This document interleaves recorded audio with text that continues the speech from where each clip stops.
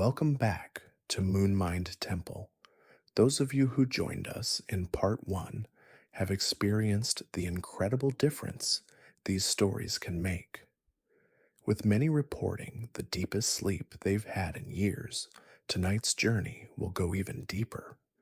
As you settle into your space, allow yourself to truly arrive here in this very moment in this sanctuary.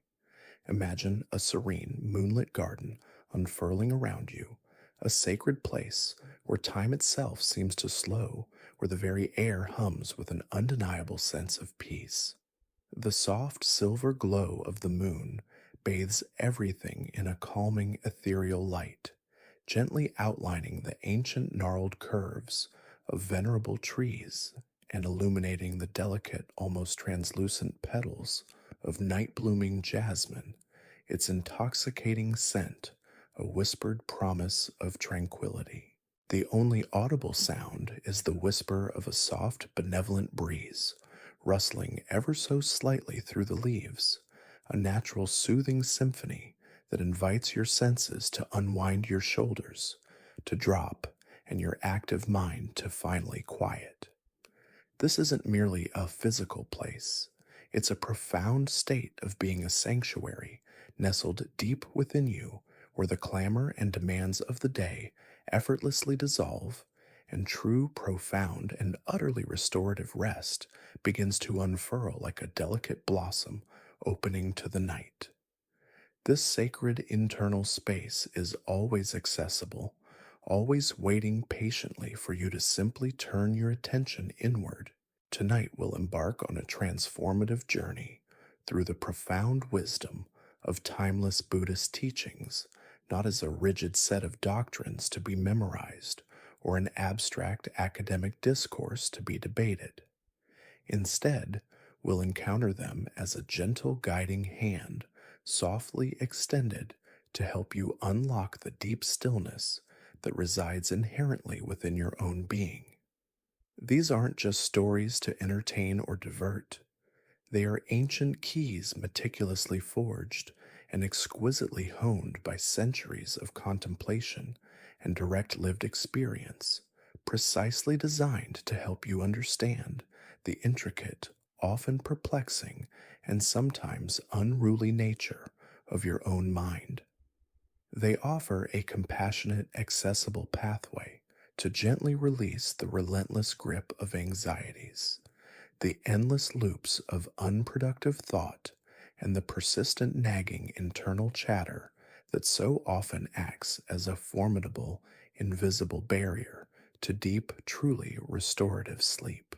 Think of each tale, each guided meditation, each quiet reflection we share as a deliberate and conscious step deeper into a tranquil, ancient forest.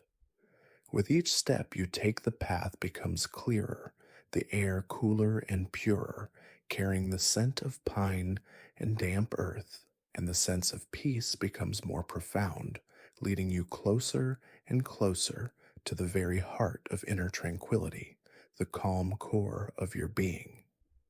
You'll discover often with surprising simplicity and profound relief how subtle yet powerful shifts in perspective inspired by these timeless teachings can utterly transform your nights. No longer will they be characterized by restless tossing and turning, by frustrating wakefulness, or by anxious anticipation, but by profound rejuvenating slumber, a deep replenishing wellspring of renewal that nourishes your entire being, body, mind, and spirit. The journey to deep sleep, as illuminated by these ancient Buddhist teachings, is fundamentally not about forcing yourself into unconsciousness through sheer willpower or desperate strained effort. It's a far more subtle, gentle, and intuitive process, one of allowing rather than striving.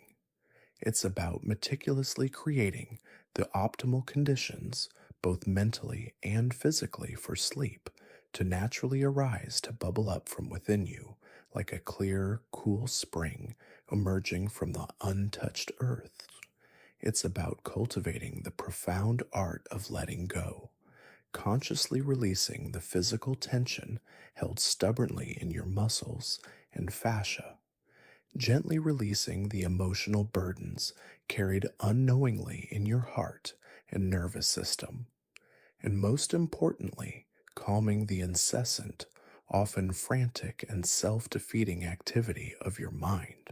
We'll explore how the core tenets of mindfulness, which is simply paying attention with intention and without judgment, how compassion extended both to yourself in your struggles and to others, and how the truly liberating practice of non attachment can become your most powerful and trusted allies in this sacred quest for rest. Each section we present tonight is meticulously designed to build upon the last like layers of a peaceful landscape slowly coming into view, guiding you progressively deeper into a state of profound relaxation and crystalline mental clarity. You might find certain stories or meditations resonate more deeply with your current experience, touching a particular chord within your soul, and that is perfectly fine. The inherent beauty and ultimate efficacy of this journey lie precisely in its deeply personal nature, gently adapting and unfolding to meet precisely what your unique mind and body need most at this very moment, recognizing that each individual path to peace is as unique as a snowflake. As we gently embark on this profound inner journey, take a moment to truly consider the incredible, often underestimated power of your own mind. It is an extraordinary complex tool capable of breathtaking creation, profound insight, and immense focused concentration. Yet this very same tool can, when left untrained or overwhelmed, also be your greatest obstacle to peace and rest. When the mind is allowed to run unchecked, overactive, filled with worries about a future that hasn't yet arrived, or consumed by regrets about a past that cannot be changed, it transforms from a helpful instrument into a restless, demanding, and often insomniac companion.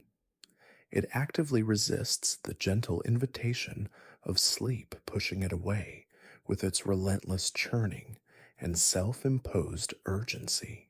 But when this same powerful mind is offered the profound gift of stillness, when it is gently guided with patience, kindness, and unwavering attention towards the quietude of the present moment, it naturally begins to settle. Like disturbed waters in a pond, gradually becoming clear and still, perfectly reflecting the serene sky above your mind, too, finds its natural state of calm, its inherent equilibrium. This entire journey tonight is about learning to truly befriend your mind, to gently, lovingly steer it away from the noisy, chaotic highways of endless, unproductive thought and onto the quiet, moonlit, tranquil paths that lead directly to the heart of peace, where deep sleep resides waiting to embrace you. These teachings offer practical, actionable steps, not abstract philosophies or complex theories. You don't need to be a Buddhist or adhere to any specific spiritual path to benefit from their universal wisdom. You simply need an openness to explore new ways of relating to your internal experience. We will use vivid imagery and captivating narratives to make these ancient concepts accessible, relatable, and applicable to the challenges of modern life. You'll learn how to identify the subtle yet significant ways your mind inadvertently resists sleep, and then how to skillfully address those resistances with compassion, patience, and clear wisdom. We'll emphasize the importance of gentle repetition, not as a chore, but as a tender, loving reinforcement of key ideas like letting go, mindfulness, and the middle way. These fundamental concepts, when consistently and compassionately applied, gradually repattern your mind for peace, creating new neural pathways for calm. And throughout it all, we will always return to the fundamental, compassionate goal: deep sleep. Each narrative, each meditation, each quiet reflection will ultimately guide you back to the profound physical sensations of relaxation and the deep quietude that precedes truly restorative rest. This holistic and integrated approach ensures that you're not just learning about peace, but actively cultivating and embodying it within your body and mind, moment by moment. So before you allow yourself to sink completely into comfort, and as a small gesture of connection and support for this shared space, please take just a moment to like the video and subscribe, but only if you genuinely resonate with what I share here, if it truly speaks to you and helps you on your path to rest. And if you feel a connection, if the spirit moves, you please share where you're joining us from and your local time in the comments below. It's a beautiful way to feel connected to this ever growing global community of souls seeking peace, seeking rest, and finding it together in the quiet hours of the night across time zones and continents. Your presence is valued. Now let's gently begin our journey together tonight. As we continue our journey deeper into the serene expanse of the Moonmind Temple, having laid the groundwork for our shared experience, our focus now intimately turns to the unburdened mind. Imagine, if you will, your mind not as a mere physical organ confined within your skull, but as a vast, boundless open sky stretching infinitely in every direction. Sometimes the sky is perfectly clear and infinitely blue, a picture of pure, unadulterated peace and clarity with not a single cloud in sight. But more often, especially in our busy, demanding modern lives, it is cluttered with an incessant procession of clouds, dense, insistent clouds of worry about tomorrow's looming tasks, long, winding lists of things to do that seem to expand endlessly faint echoes of conversations from hours or even days ago, and a relentless stream of predictions and anxieties for a future that is always just out of reach, perpetually unseen. This constant mental activity, this ceaseless, often overwhelming busyness, is very often the primary antagonist, the most formidable barrier to deep, profound, and truly restorative sleep. It's akin to attempting to find restful slumber in a room where the light is flickering erratically, casting jumpy shadows, and a persistent low-frequency buzzing sound fills the air, preventing any real settling. In such an environment, true tranquility becomes an elusive, almost impossible dream, a mirage just beyond reach, no matter how hard you strain to grasp it. Buddhist teachings, spanning millennia of human contemplation and insight, consistently and profoundly emphasize that authentic peace and liberation are rarely found by attempting to add more layers, more possessions, more activities, or more complexities to our already overflowing lives.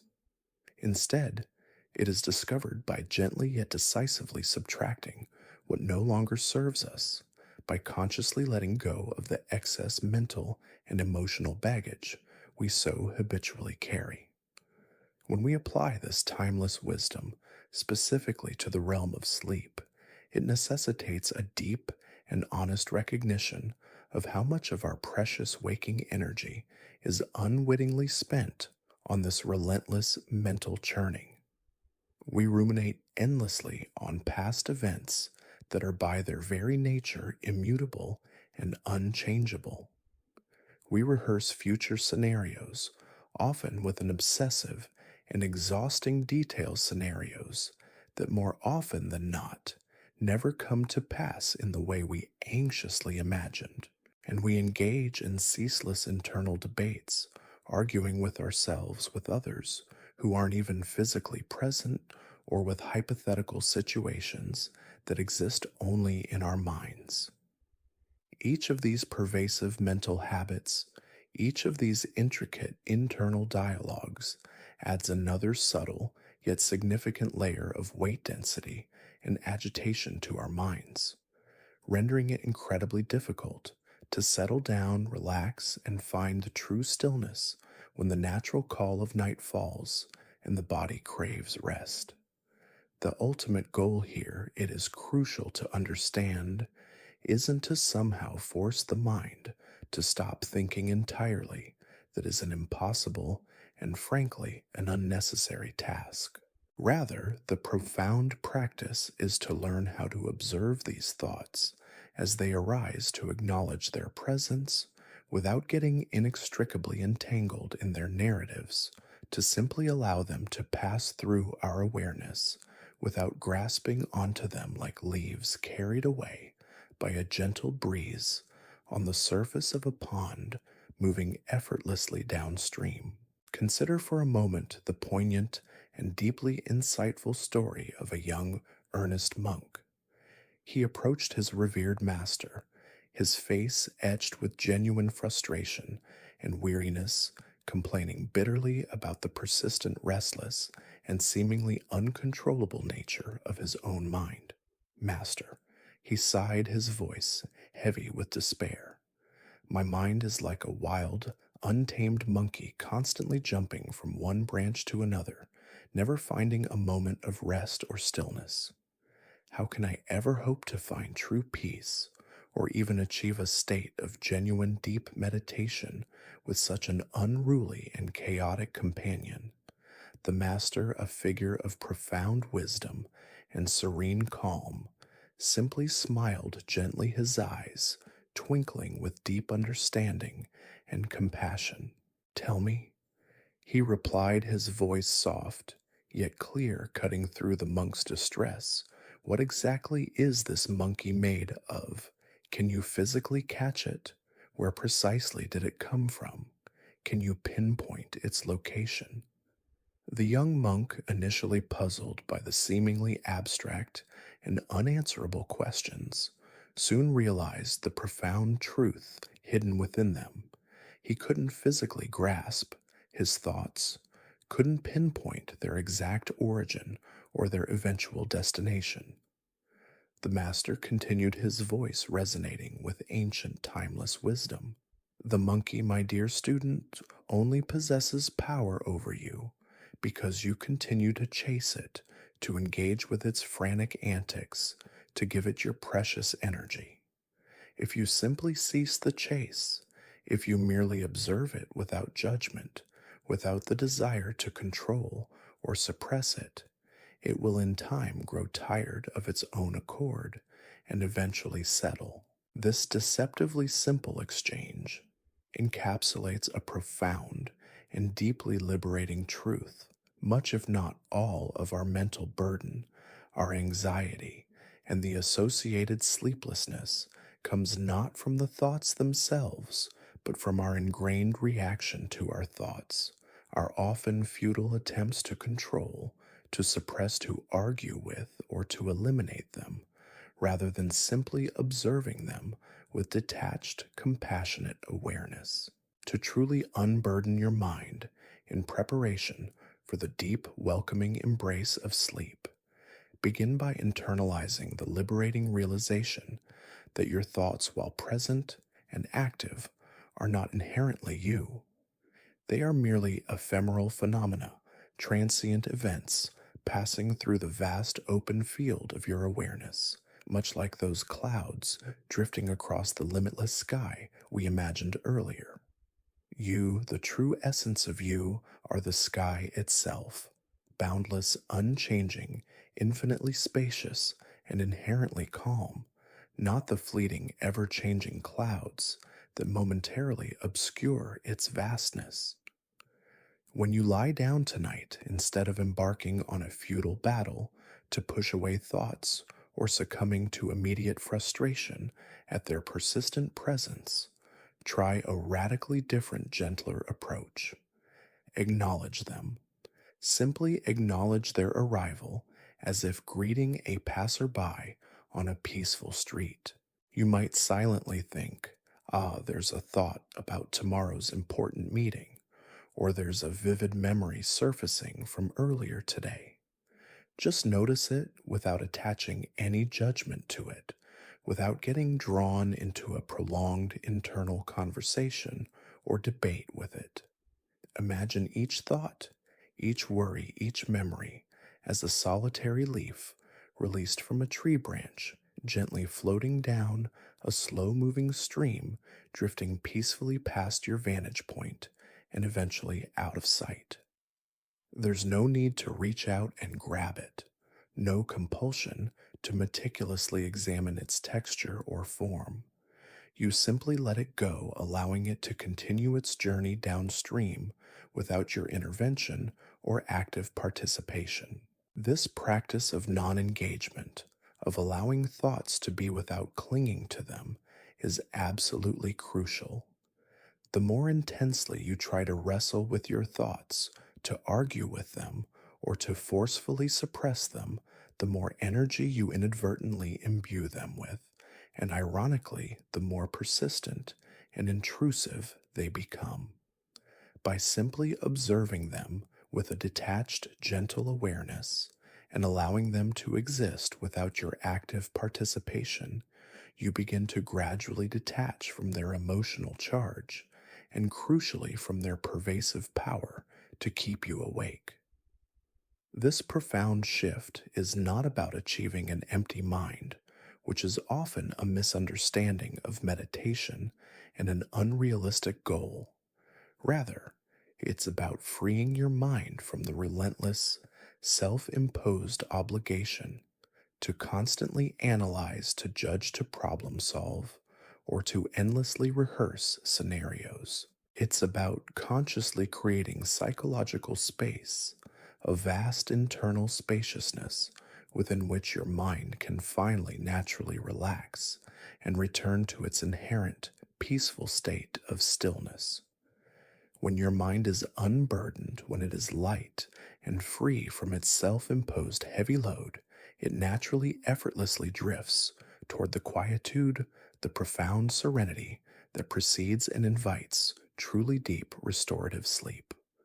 This shift from an overactive, burdened mind to an open, receptive one is the very foundation upon which all other sleep enhancing practices can build. It liberates your consciousness from the day's demands, allowing your natural inclination toward rest to take over. Building upon our newfound understanding of how to observe the unburdened mind, allowing thoughts to pass without entanglement, we now gently pivot our attention to a particularly vivid and insightful metaphor that clarifies this process even further: the river of thoughts. Imagine, if you will, that you are comfortably seated on the tranquil bank of a wide, gently flowing river. Before you, a continuous, unbroken flow of water passes by, moving steadily, unhurriedly, and without pause. This magnificent river in this meditation is a perfect representation of your mind, and the water flowing through its currents symbolizes the endless stream of your thoughts, your fleeting feelings, your long held memories, and the ever present sensations that arise within you. Just as a real river flows ceaselessly, never truly stopping its course, your mind too is in constant motion, perpetually producing these mental currents, sometimes turbulent and rushing, sometimes calm and serene, but always moving. The profound challenge we face, especially when our deepest desire is to surrender to the embracing arms of sleep, isn't to miraculously stop the flow of this river. That would be as impossible as trying to halt the natural flow of water itself. Instead, the true art lies in fundamentally changing your relationship with it, shifting from active participant to serene observer, from swimmer to patient watcher on the bank.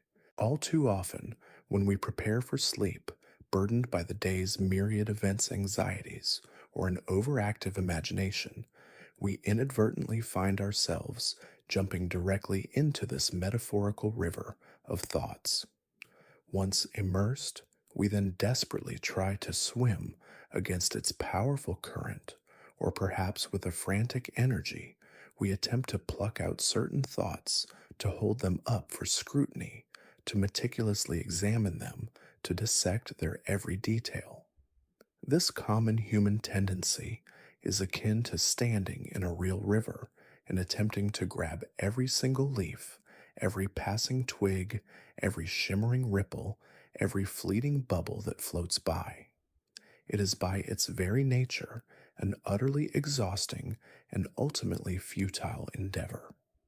The more intensely we engage with each individual passing thought, the more energy we expend, the more agitated and restless our minds become. And paradoxically, the further away we drift from the peaceful, comforting shore of truly restful sleep.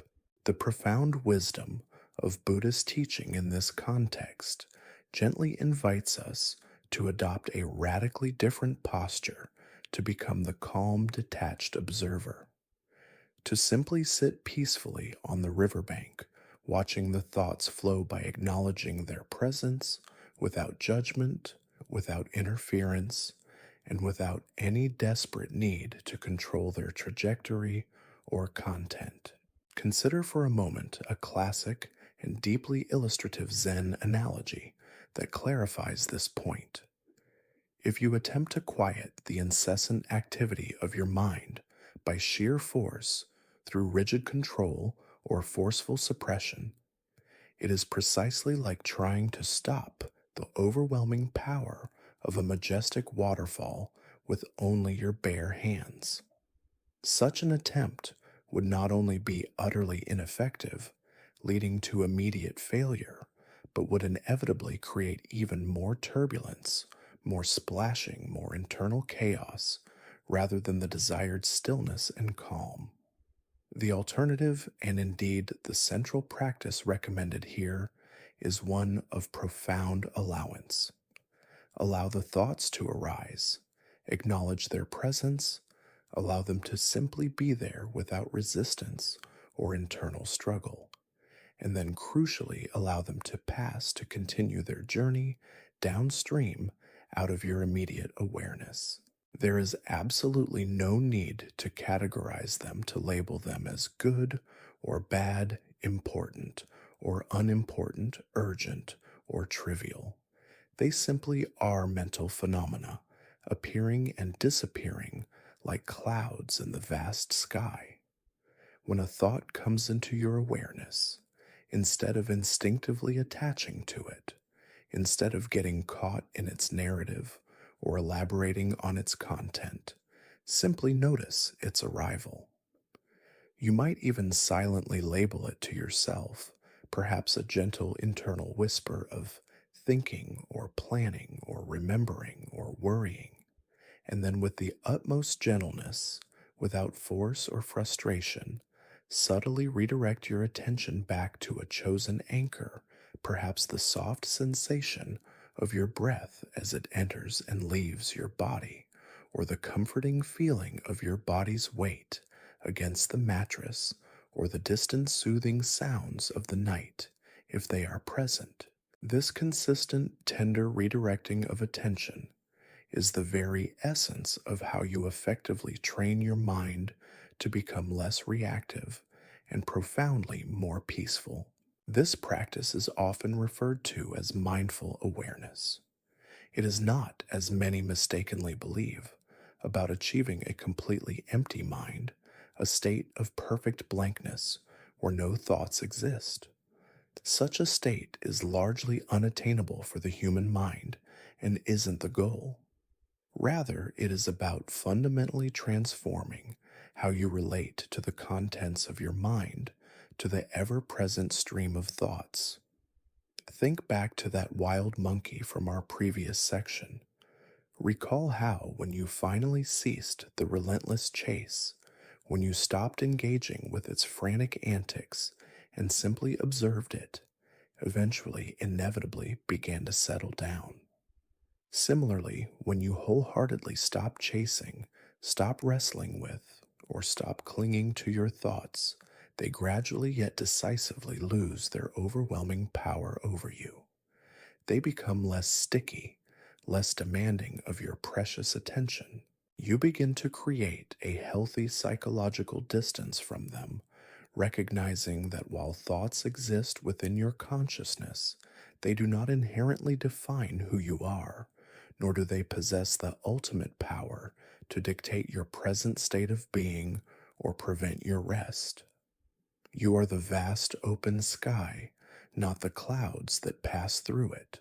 As you lie in your bed tonight, consciously preparing for sleep if thoughts inevitably arise, and rest assured they surely will, for that is the natural dynamic nature of the human mind, do not allow yourself to fall into the familiar trap of frustration, self reproach, or a sense of failure. Instead, view them quite literally as those leaves floating serenely down the river. If a particularly strong current of worry or an urgent thought sweeps into your awareness, simply notice its undeniable presence. You might even, with a gentle, non judgmental whisper, say silently to yourself, "Ah, a worry thought," or "There's a thought about tomorrow." And then, with the same gentle intention, imagine it continuing its journey down the stream, moving steadily out of your immediate focus and awareness. There is absolutely no need to jump in after it, no need to follow its trajectory, no need to engage in its narrative or try to solve it. Just let it go, allowing it to pass, and with the utmost gentleness, bring your awareness back to the anchor you've chosen. The soft sensation of your pillow supporting your head, the comforting weight of your blanket, or the rhythmic, soothing rise and fall of your own chest with each breath. This consistent, patient, and deeply gentle redirecting of your attention is the very essence of how you effectively train your mind to become less reactive, less agitated, and profoundly more peaceful.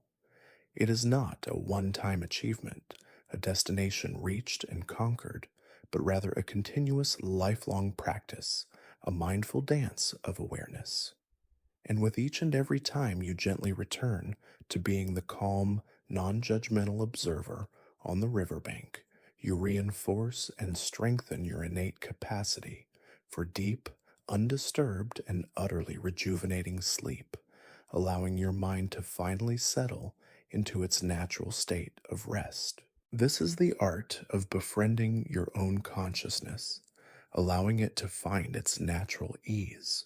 Having understood how to gently observe the river of thoughts, allowing them to flow without entanglement, and with our awareness now softly attuned to the practice of non attachment, we now ground ourselves in one of the most fundamental and universally accessible Buddhist practices, mindful breathing practices.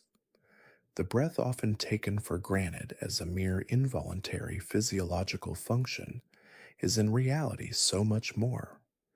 In the ancient traditions of Buddhism, extending back thousands of years, it is revered as a profound and direct bridge between the often chaotic and externally driven activities of the body and the subtle, elusive energies of the mind. It is your constant, unwavering anchor to the ever present moment, a reliable compass in the storm of daily life, always bringing you back to center, no matter how turbulent the waters. When your mind is racing, perhaps caught in the whirlwind of worry, anxiety, or even overexcitement, your breath often instinctively mirrors this internal state, becoming shallow, rapid, and uneven. Conversely, when your breath is consciously guided to deepen and slow, deliberately extending the inhale, and exhale, your mind almost magically follow suit, becoming calmer, more centered, and infinitely more receptive to rest. For the profound purpose of achieving deep, profound, and truly restorative sleep, learning to consciously regulate and observe your breath, not with force or strain, but with gentle, compassionate awareness, is an invaluable, perhaps even indispensable tool that you carry with you, always a portable sanctuary. Think of your breath in this context as a gentle internal lullaby, specifically designed for your entire nervous system. Every deliberate inhale is a precious opportunity, a conscious invitation to draw in pure, unadulterated calm, allowing it to permeate every cell of your being, from the crown of your head to the tips of your toes. Imagine this calm as a gentle, cool wave washing over you, and conversely, each slow, purposeful exhale is a powerful act of release, a chance to let go of accumulated physical tension, of the day's lingering emotional burdens, and of those persistent, busy thoughts that seem to cling stubbornly to the edges of your awareness, preventing mental quietude. When you consciously choose to focus your attention solely and kindly on your breath, you are providing your often scattered, fragmented, and overwhelmed attention with a single clear and unmistakable point of focus. This simple yet profoundly effective act of focusing pulls your awareness away from the swirling vortex of thoughts, from the relentless grip of anxieties, and from the general mental noise that typically precedes and sustains sleeplessness. It gently yet persistently nudges your mind towards a state of innate rest, a quiet harbor where true peace resides. Crucially, this isn't about forcefully controlling the breath, imposing a rigid, unnatural rhythm upon it. Rather, it's about observing it with a soft, compassionate, and gentle curiosity, allowing it to unfold naturally, guided by your intention rather than dictated by your will. It's about cultivating a relationship of trust with your own body's inherent wisdom, allowing it to breathe you. One of the simplest, yet most profoundly powerful techniques to begin this journey into conscious breathing is conscious abdominal breathing, often referred to as diaphragmatic breathing. As you lie comfortably in your bed, perhaps on your back with your limbs gently splayed, allow yourself to feel the gentle support of the mattress beneath you, sensing its contours and softness. Place one hand with the utmost gentleness and without applying pressure directly onto your belly, just below your rib cage. As you begin to inhale deeply and slowly through your nose, feel your belly gently rise, expanding softly outwards like a balloon being slowly inflated. You might even imagine a gentle wave expanding through your core, bringing calm. Then, as you exhale slowly and completely through your mouth or nose, feel it softly fall back towards your spine, releasing any lingering tension in your abdomen, your chest, and your diaphragm. The key here is not to force the breath, not to push it beyond its natural capacity or comfort level. Instead, simply allow it to deepen and lengthen naturally without strain or effort. Notice the subtle, yet incredibly rich array of sensations that accompany each breath, perhaps the cool, refreshing sensation of the air entering your nostrils, then the subtle warmth as it gently leaves, carrying away impurities and tension. Feel the gentle rhythmic movement of your abdomen, a quiet ebb and flow mirroring the calm rhythm of ocean tides. Each conscious breath becomes a miniature meditation, a precious silent reminder to return again and again to the grounded reality of the present moment, releasing with every exhale the lingering grip of past regrets, anticipated future worries, or the relentless demands and narratives of the day. This consistent return creates a powerful and beneficial conditioning for your mind. Another incredibly effective technique, widely recognized for its profound ability to induce deep relaxation and prepare the body for the profound rest of sleep, is the 4-7-8 breathing method. This method, popularized by Dr. Andrew Weil, has deep roots in ancient yogic pranayama breath control practices, demonstrating the timeless wisdom embedded in these traditions across diverse cultures. To practice this, first ensure your lips are slightly parted and your tongue is resting against the ridge of tissue just behind your upper front teeth. Exhale completely through your mouth, making a gentle, audible whoosh sound, releasing all the stale air from your lungs. Then close your mouth and inhale silently and deeply through your nose for a precise count of 4 seconds. After this, hold your breath gently without straining or clamping any muscles for a count of 7 seconds. Finally, exhale completely and audibly through your mouth, again making that gentle whoosh sound for a deliberate count of 8 seconds. This elongated exhale, twice as long as the inhale and notably longer than the breath hold, is particularly important as it significantly activates your parasympathetic nervous system, the part of your autonomic nervous system responsible for initiating and regulating the body's fundamental rest and digest response. This activation sends a clear, unmistakable signal to your entire physiological system, from your muscles to your brain chemistry, that it is safe to unwind, to power down, and to surrender to the profound state of sleep. Repeat this entire cycle, inhale, hold, exhale, for a total of 3 to 4 breaths, when you are first learning, gradually increasing to up to 8 breaths as you become more comfortable and adept.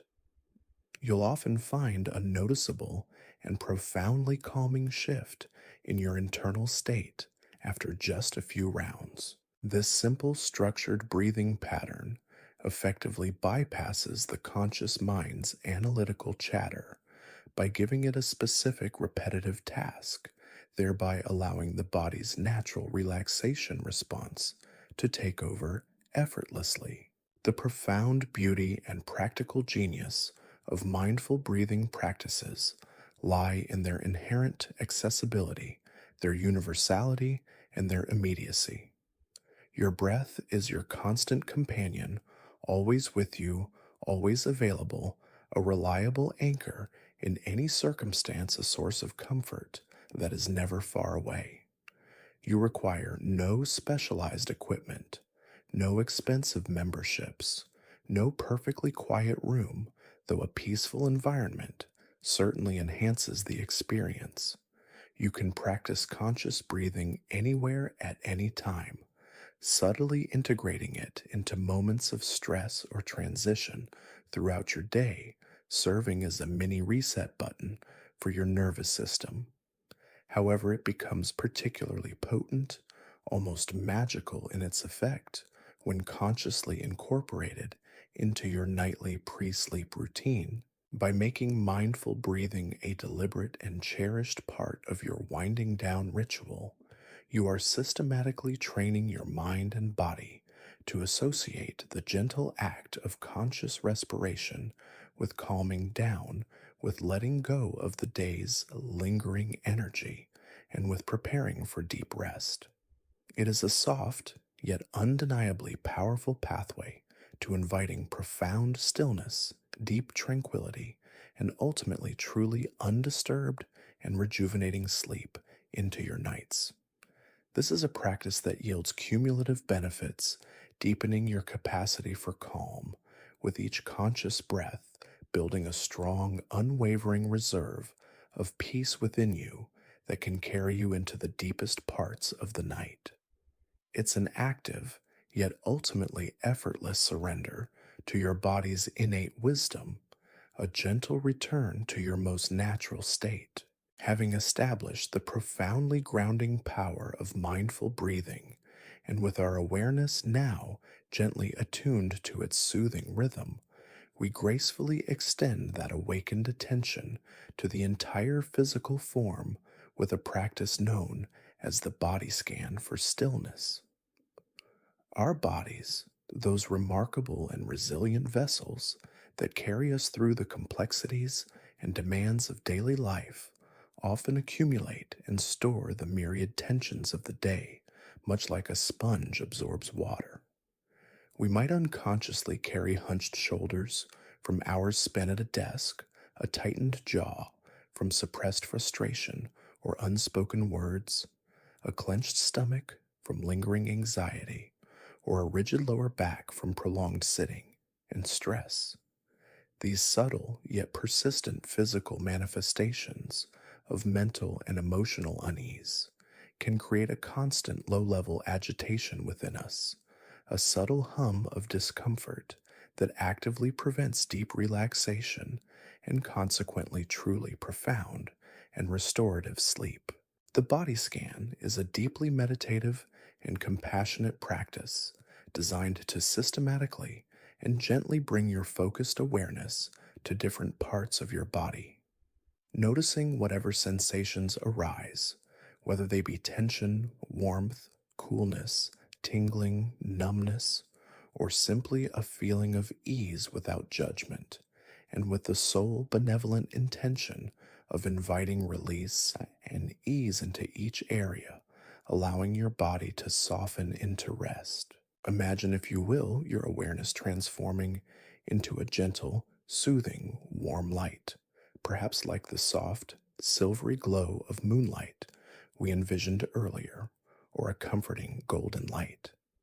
This compassionate light begins its journey at the very tips of your toes, slowly, deliberately, and with great care, moving upwards, centimeter by precious centimeter, illuminating and softening each area it touches.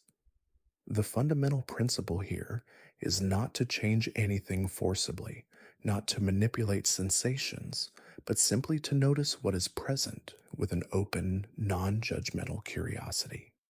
So often in our fast paced, externally focused lives, we become profoundly disconnected from our physical sensations. Our minds are consumed by thoughts' external stimuli and the incessant demands of our environment, leaving our bodies to carry their burdens, silently, often unrecognized. This practice beautifully reestablishes that vital connection, grounding you firmly, deeply, and irrevocably in the present moment, right here, right now, which is precisely where true peace and profound rest genuinely reside. It's an act of coming home to your body, listening to its subtle wisdom. As you lie down, allowing your body to settle comfortably and fully into the surface beneath you, whether it's your bed, a yoga mat, or even the solid grounding floor. Take a moment to simply feel the pervasive gravitational pull, allowing your entire body to feel heavy, supported, and utterly safe. Begin by bringing your awareness to your feet, starting with the very tips of your toes, feeling each one individually, then the balls of your feet, the arches, and your heels. Notice any tingling, any subtle warmth, any coolness, any pressure where they connect with the surface. Simply observe these sensations exactly as they are, without needing them to be different, without wishing them away or clinging to them. Then, with a soft internal intention, consciously invite relaxation into your feet, imagining any tension, any tightness, any lingering restlessness simply melting away, like ice dissolving into water, flowing out through your soles and into the earth. Picture the muscles, bones, and skin of your feet becoming soft, pliable, and completely at ease, releasing their hold. Now, gently, lovingly move your awareness slowly upwards to your ankles. Feel the joints, the tendons, the delicate connection points, and allow them to release their tension. Then glide your awareness to your calves, the shins, and then the strong structures around your knees. With each conscious, deepening breath, imagine the muscles in these areas softening, lengthening, releasing any ingrained tightness or rigidity they might be holding from the day's exertions, from walking or standing. There is absolutely no rush in this journey. Grant yourself the generous gift of time with each area, allowing your awareness to linger and soften before moving on to the next. Continue this upward journey through your body, allowing the warm, compassionate light of your awareness to illuminate each region. Now focus on your strong thighs, both the front quadriceps and the back hamstrings, feeling their substance, their weight, and inviting them to release any residual tension. Then move to your hips and your entire pelvic area, which is often a significant storage site for both emotional and physical tension accumulated from stress or long periods of sitting. As your awareness settles here, gently exhale consciously, inviting release, spaciousness, and a profound sense of unwinding in this entire region.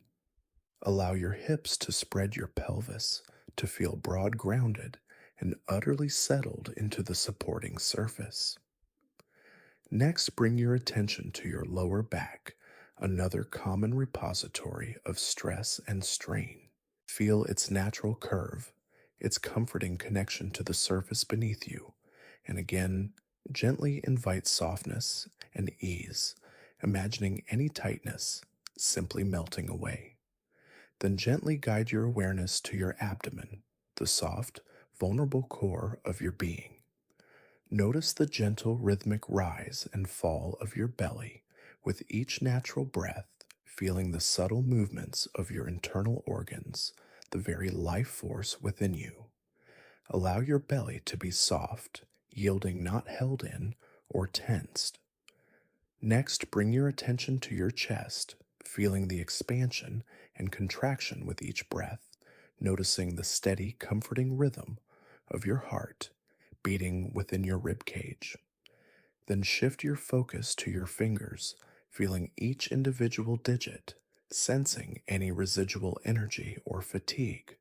Then your hands, your wrists, your forearms, your elbows, and your upper arms. Notice any clenching in your fists, any unconscious tension in your forearms from typing or gripping, and consciously allow them to soften, to lengthen, to release their grip, becoming heavy and relaxed, resting completely. Finally, bring your awareness to the most common areas afflicted by daily stress: your shoulders, your neck, and your entire head.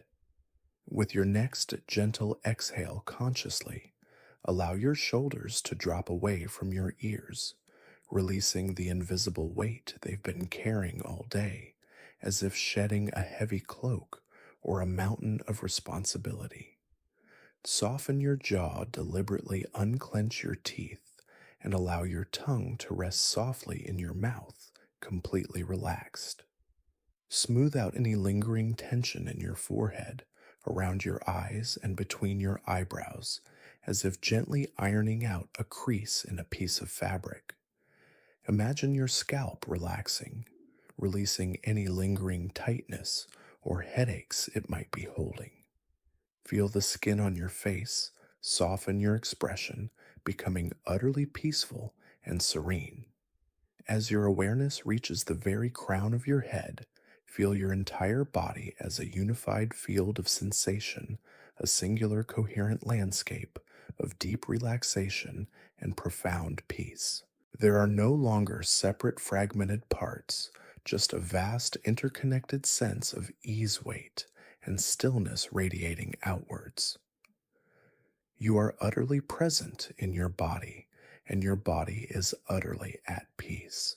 The body scan is not about finding perfect instant relaxation on the first attempt, nor is it about eliminating all sensation or achieving a blank slate. Instead, it is a continuous, compassionate practice of cultivating a deeper, more intimate awareness of your physical state. By simply noticing and gently releasing tension part by part, breath by breath, you send a clear, unequivocal signal to your entire nervous system that it is safe to unwind, to power down, and to surrender. This conscious, systematic relaxation of the physical body directly and powerfully impacts the mind, helping to quiet the often relentless mental chatter and preparing you with gentle grace for the profound stillness and rejuvenation that deep, undisturbed sleep so generously offers. It's a practice that builds capacity over time, allowing you to access deeper states of rest with increasing ease and proficiency. You are not forcing sleep, but lovingly inviting it through the gateway of physical stillness, creating a welcoming harbor for its arrival. This patient, compassionate awareness of your body becomes a deep lullaby for your entire being. With our internal landscape now softened by mindful breathing and the releasing power of the body scan, and our mental cups intentionally emptier, creating ample space for new understanding, we now delve into a timeless Zen story that offers a profound lesson on the very nature of receptivity, the Empty Cup Zen story. This tale, deceptively simple in its narrative, yet deeply resonant in its message, speaks directly to a fundamental barrier we often unconsciously erect, preventing the flow of true peace and deep understanding into our lives, especially when our minds are restless and desperately seeking solace. It illuminates with piercing clarity why, despite our most fervent efforts, sometimes profound wisdom, and indeed the elusive gift of deep restorative sleep, seems to perpetually elude our grasp. The story recounts a highly educated and distinguished university professor who, driven by intense intellectual curiosity and a fervent desire to understand the esoteric principles of Zen Buddhism, traveled a great distance across mountains and valleys to visit a renowned Zen master.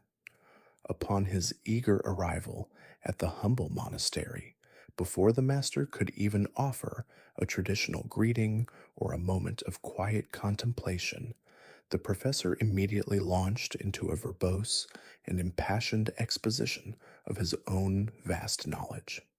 He detailed his many years of rigorous academic study, his numerous complex theories, his profound intellectual insights into philosophy and spirituality, and his extensive accomplishments in his chosen field. He spoke at great length without pause, detailing his intellectual prowess and his already extensive understanding of spiritual matters. Barely allowing himself a moment to draw breath, so keen was he to impress the venerable master with his erudition.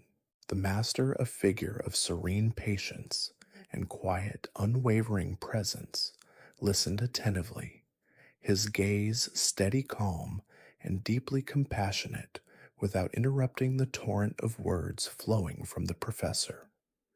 Finally, after the professor had spoken for quite some time, his voice beginning to hoarsen, the master calmly reached for a simple teapot and began to pour tea into a cup placed before the professor. He filled the cup to the brim, and then, without stopping or changing his tranquil expression, he continued to pour. The tea quickly overflowed the cup, spilling onto the saucer, then onto the polished wooden table, and eventually a small persistent stream began to drip onto the clean tatami floor. The professor suddenly jolted from his intellectual monologue, looked on with increasing alarm and growing agitation as his valuable tea was wasted. "Stop!" he cried out, his voice sharp with urgency and exasperation. It's overflowing. Can't you see? No more will go in. You are wasting the tea. The master calmly ceased pouring, placing the teapot gently down on the table, his movements deliberate and unhurried. He then looked directly at the professor, his eyes holding a profound, gentle wisdom that seemed to penetrate the professor's intellectual facade and touch something deeper within. You are exactly like this cup, the master said softly, his voice resonant with timeless truth. You are completely full of your own opinions, your own theories, your own speculations, your own perceived knowledge, and your own expectations. How can I possibly show you Zen? How can you receive any new understanding, any new wisdom, any new experience, unless you first take the initiative to empty your cup? This poignant story, though seemingly straightforward in its narrative, carries an immense weight of metaphorical truth, profound and universal in its application, particularly when we consider our personal and collective pursuit of deep restorative sleep. Our minds, much like that professor's overflowing cup, are often already brimming to the point of bursting. They are saturated with the intricate details of the day's events, the undeniable burdens of our responsibilities, the subtle and overt judgments we cast upon ourselves and others, the lingering echoes of unresolved arguments or difficult conversations, the endless loops of future plans and anxieties, and the persistent weight of past regrets. We approach the evening and the precious possibility of rest with a mind already so overwhelmingly full, so completely preoccupied that there's simply no available space, no mental receptivity for stillness to enter for peace, to settle for sleep to descend. We might try to force sleep, to command our bodies to rest, to exert our will, but our mental cup is too full, too rigid, too unyielding to receive its gentle invitation. The very act of trying to force it paradoxically fills the cup even more with the effort of sleeping, pushing true ease further away. So, how do we practically and compassionately empty this metaphorical mental cup before sleep? It begins with a profound act of acknowledgement, recognizing its current fullness without judgment, blame, or frustration. Simply observe that your mind is busy, that it is full of thoughts and concerns. And rather than fighting this fullness, which only adds more content to the cup and increases agitation, simply observe it like watching clouds drift by. Then consciously engage in practices that gently invite a mental pouring out, a release of accumulated mental debris and unnecessary burdens.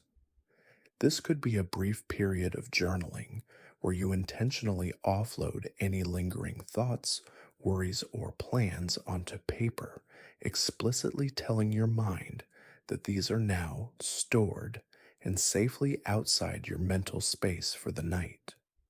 This ritual of externalizing often helps to significantly release the mental grip and reduce the perceived urgency of these thoughts. It could be the mindful breathing we practiced earlier, where each slow, elongated exhale is an intentional and conscious release of mental clutter, a gentle emptying of the mind's contents. It could be the body scan, allowing physical tension to drain away from each part of your body, which in turn creates a sympathetic release and spaciousness in your mind.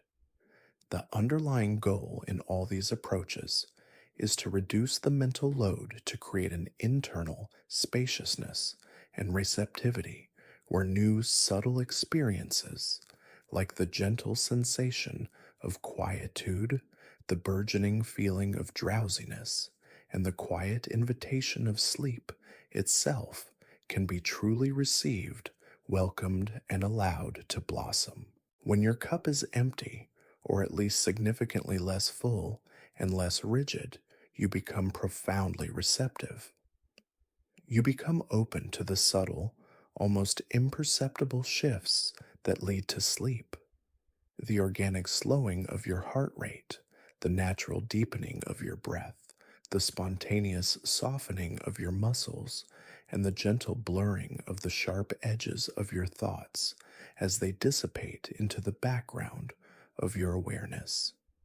You allow sleep to enter and envelop you rather than trying to chase it, force it, or wrestle it into submission within an already crowded and agitated mind. This profound Zen teaching, encapsulated in the simple story of the empty cup, serves as a timeless reminder that profound wisdom, true inner peace, and indeed the elusive gift of deep sleep are not found by relentlessly accumulating more knowledge, more experiences, or more control.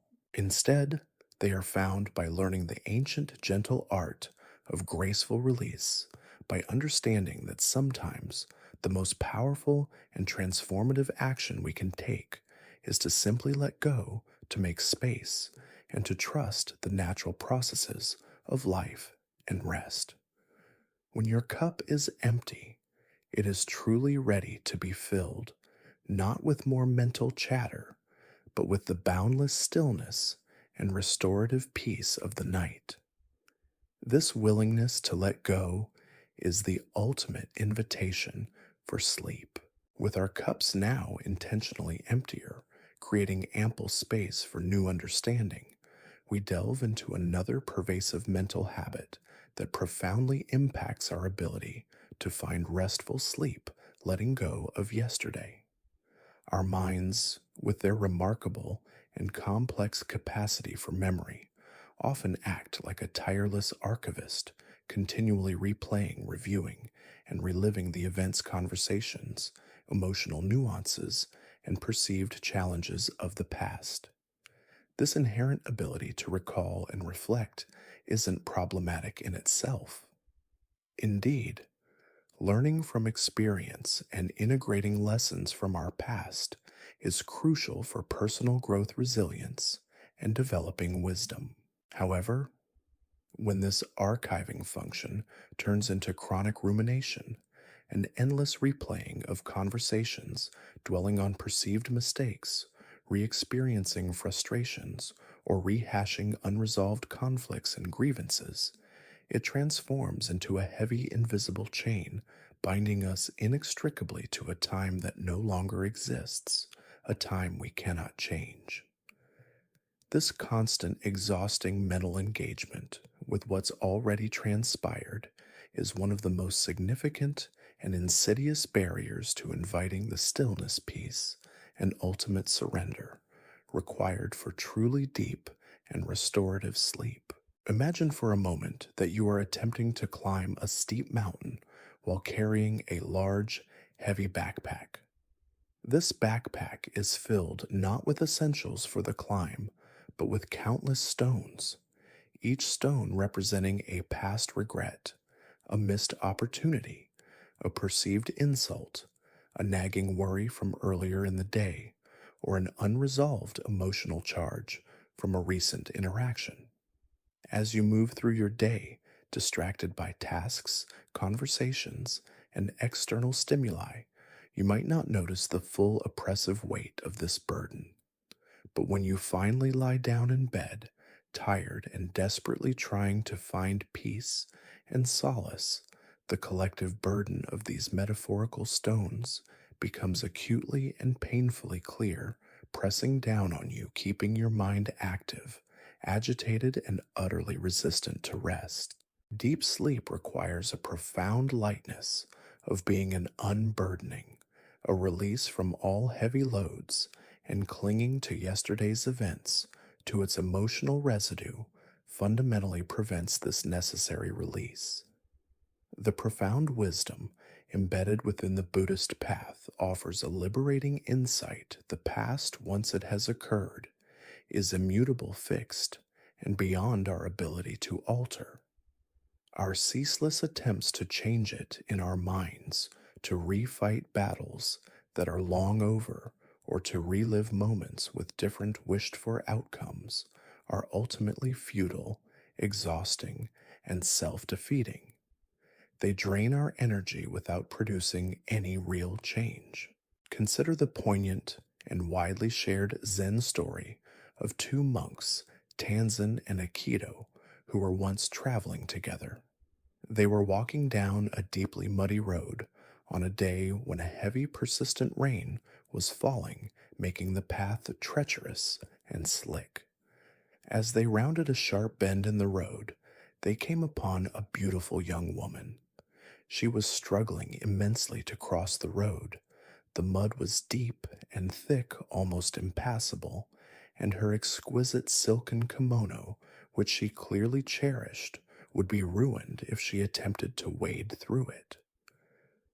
Tanzan, renowned for his directness and compassion, without a moment's hesitation or a single word, simply scooped her up in his strong arms and carried her across the muddy stretch, setting her down gently and carefully on the other side.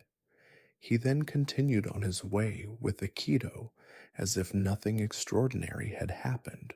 They walked in complete silence for several miles, the only sounds being their footsteps squishing in the mud and the continued gentle rain. Finally, after a long internal struggle, Ekido could hold back his agitation and moral indignation no longer. We monks are not supposed to touch females. He burst out to Tanzan, his voice laced with judgment and frustration, especially young and beautiful ones. It is dangerous. It goes against our sacred vows. Why did you do that, and how could you break our precepts? Tanzan simply replied with a serene and calm smile, his voice gentle but firm. I left the lady back there by the side of the road miles ago. Are you still carrying her? Aikido's profound struggle, his inability to let go of the past event, and his rigid attachment to a perceived monastic rule is a perfect and deeply insightful mirror for our own nocturnal battles with restlessness and insomnia. While Tanzan literally put the woman down and physically moved on, Aikido continued to carry the thought of her, the judgment of Tanzan's action, and the attachment to a perceived rule, allowing it to disturb his inner peace and consume his mind for miles long after the event was over.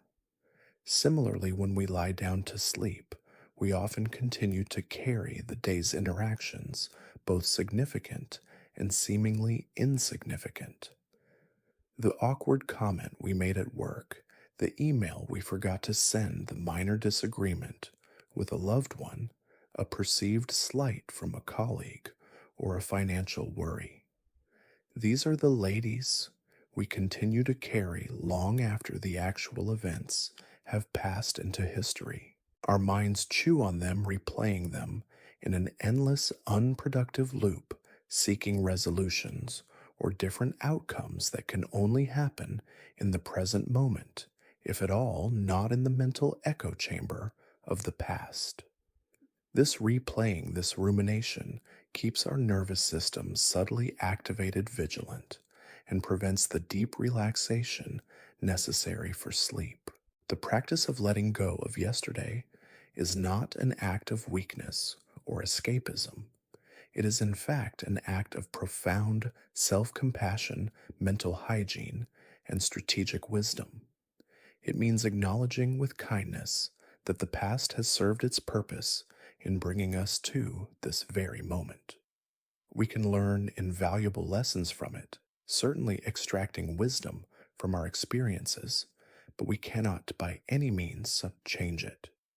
The only place where we truly have agency, where we can effect a change or experience peace, is the dynamic, ever unfolding present moment.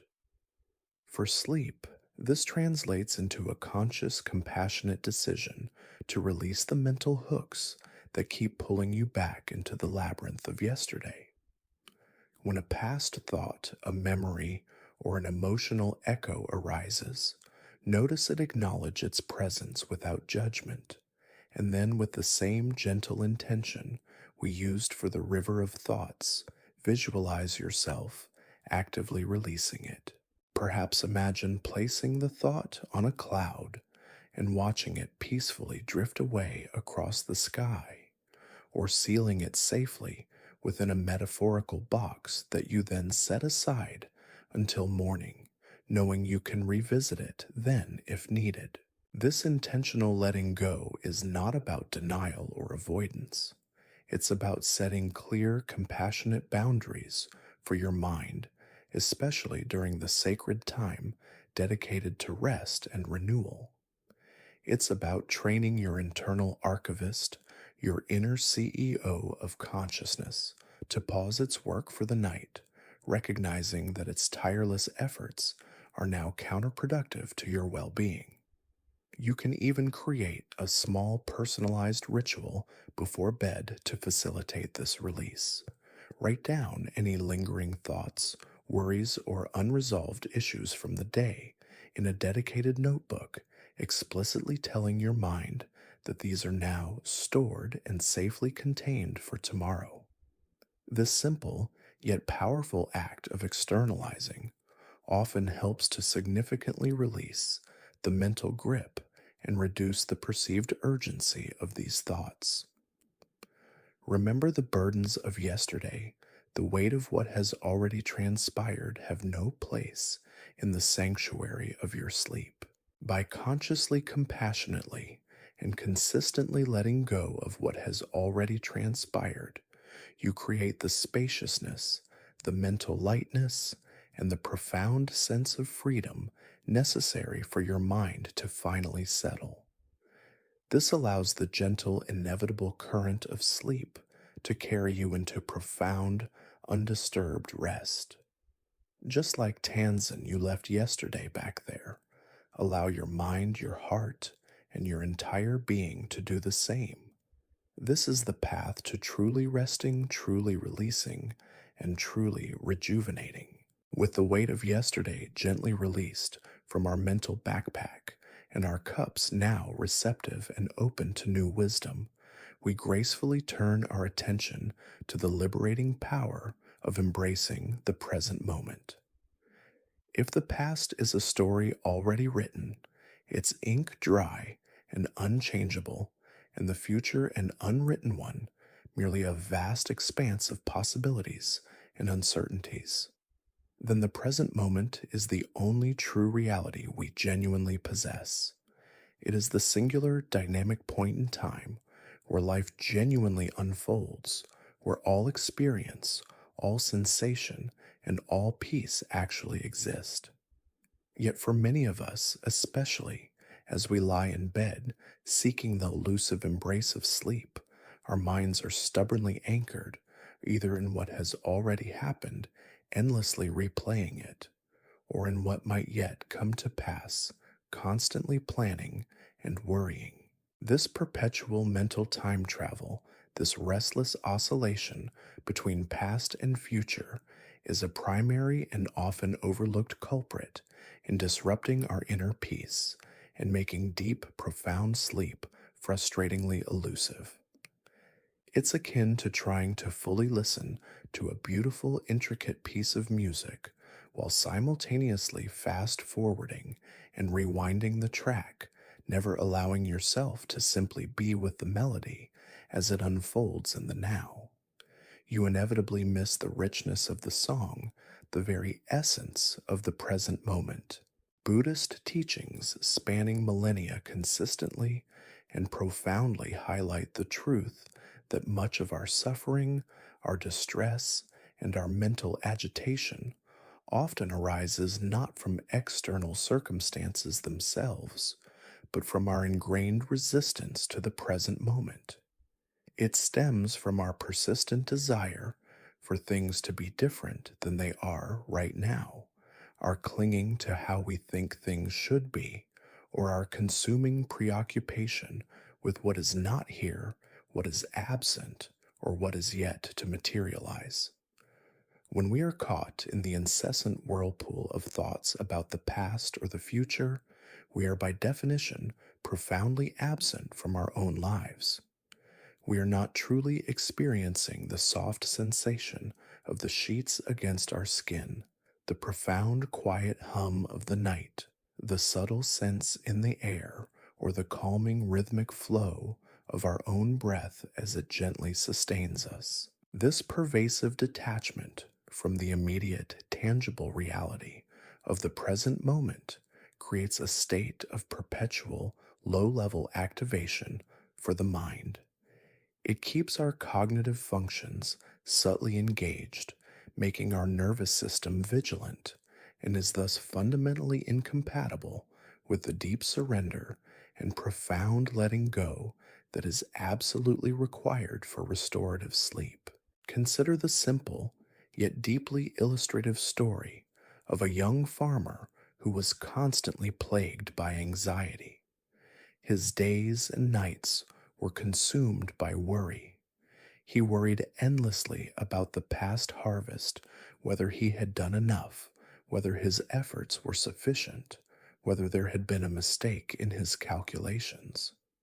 And simultaneously, he fretted incessantly about the next one, fearing drought pests or unexpected market shifts that could devastate his livelihood.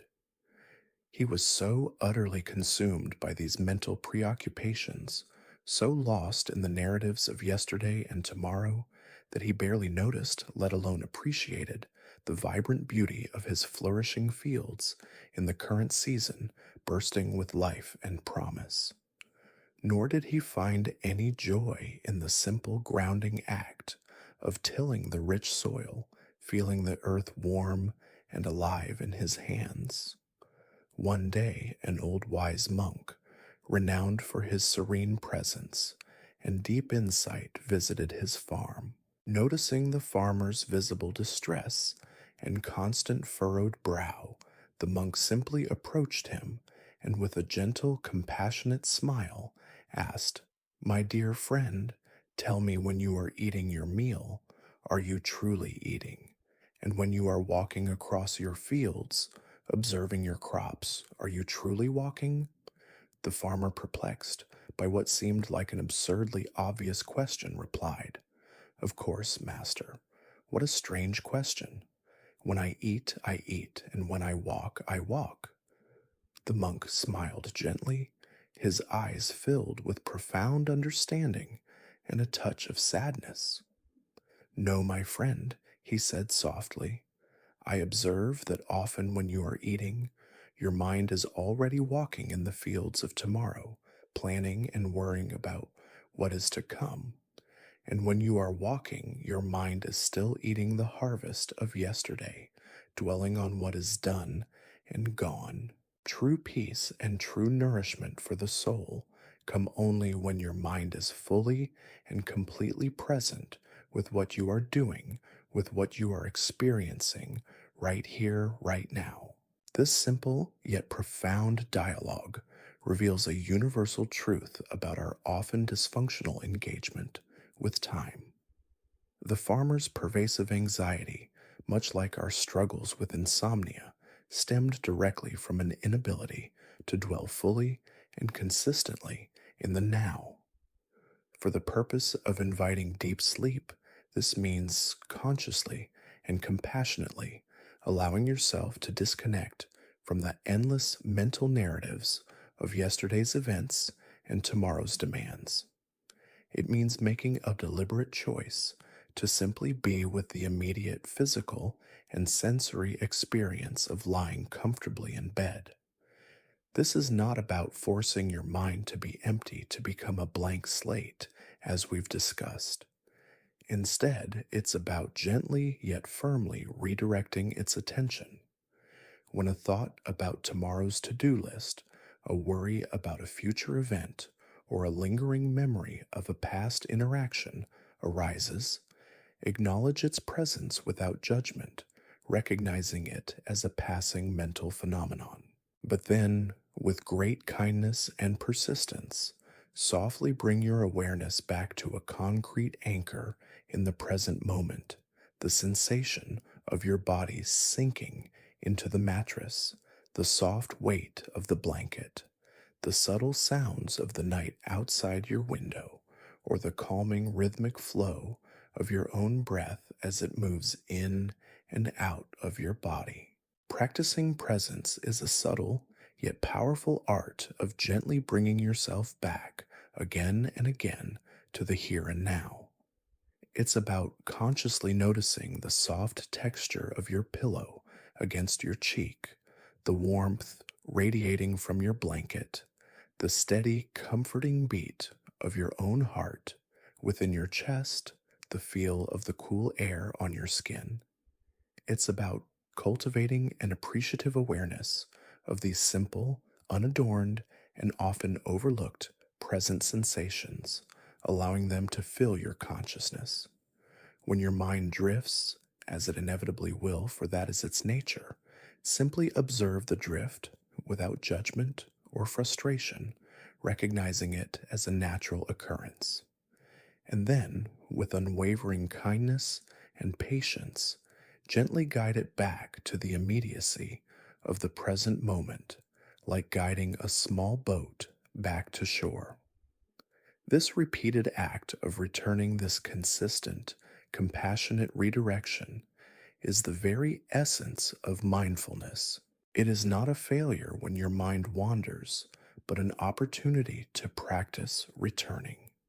This practice gradually builds a powerful mental muscle, enhancing your capacity to more easily settle your mind when it's time for sleep, making the transition smoother and more natural, almost effortless. Embracing the present moment also fundamentally means embracing acceptance. It means accepting the quietness of the night, or perhaps the subtle ambient sounds of your environment, without wishing them to be different, without resisting their presence. It means accepting any sensations in your body, whether pleasant, unpleasant, or neutral, rather than resisting them or creating an elaborate story around them. When you release resistance to what is to the current reality of your experience, you create an internal environment of profound ease, a deep sense of surrender that allows your nervous system to fully relax. This present moment awareness acts as a powerful antidote to restlessness, anchoring your consciousness in the only time that truly exists. It allows the mind to drop its endless narratives, its tireless planning, and its incessant striving, paving the way for the gentle, inevitable current of deep sleep to naturally carry you away.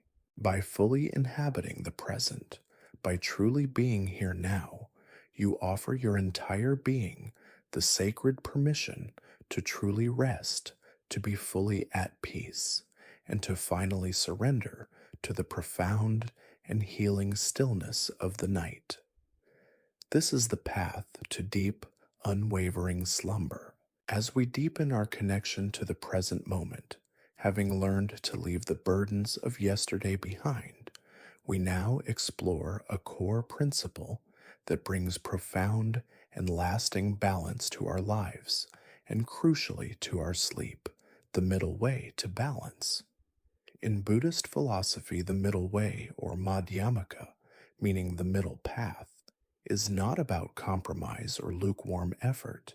It's about finding dynamic equilibrium, consciously avoiding extremes, and recognizing that true peace, genuine wisdom, and effortless rest often lie in the harmonious, skillful interplay between seemingly opposing forces.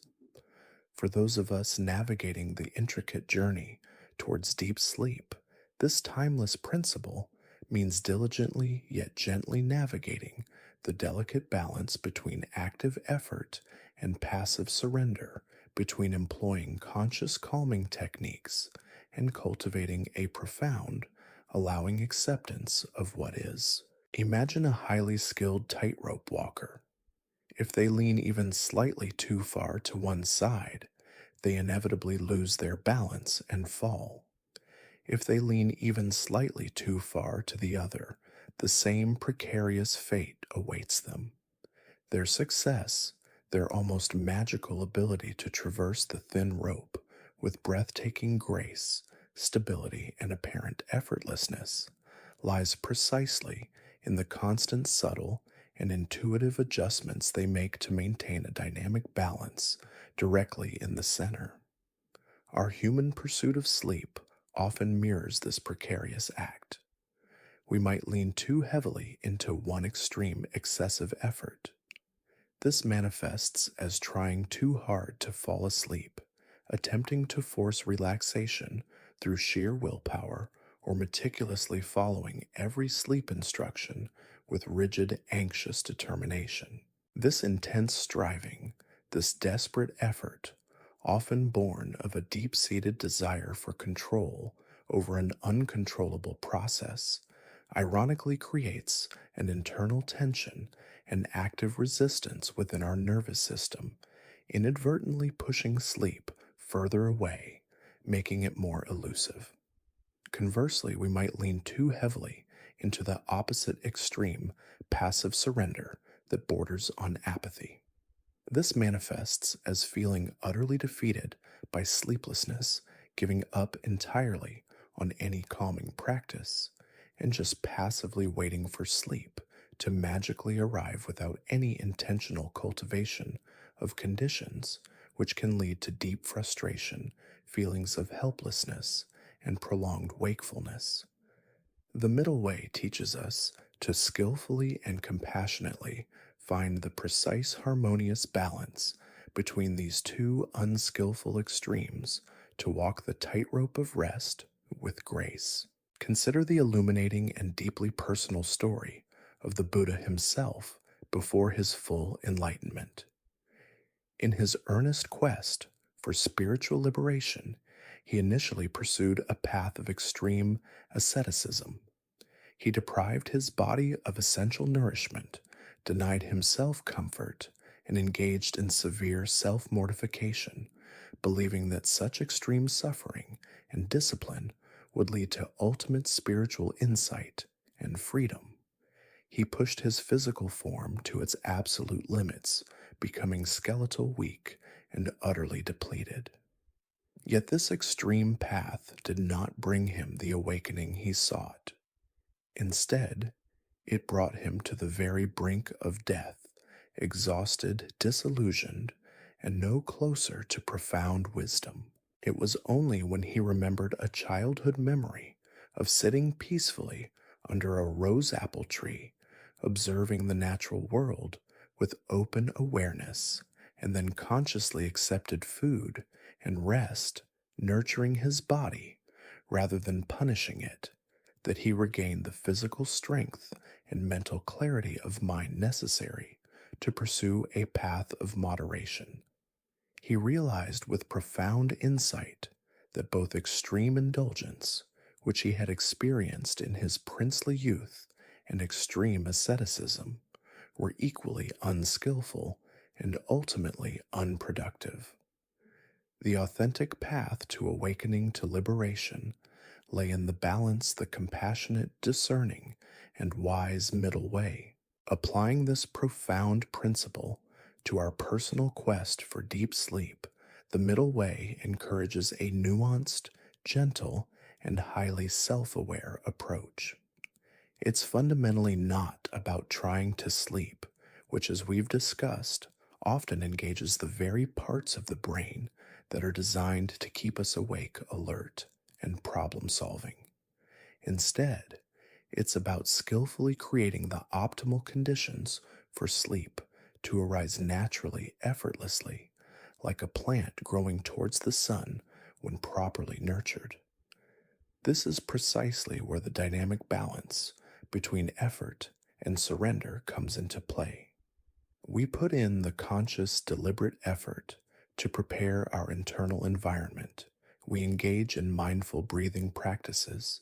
We perform the calming body scan.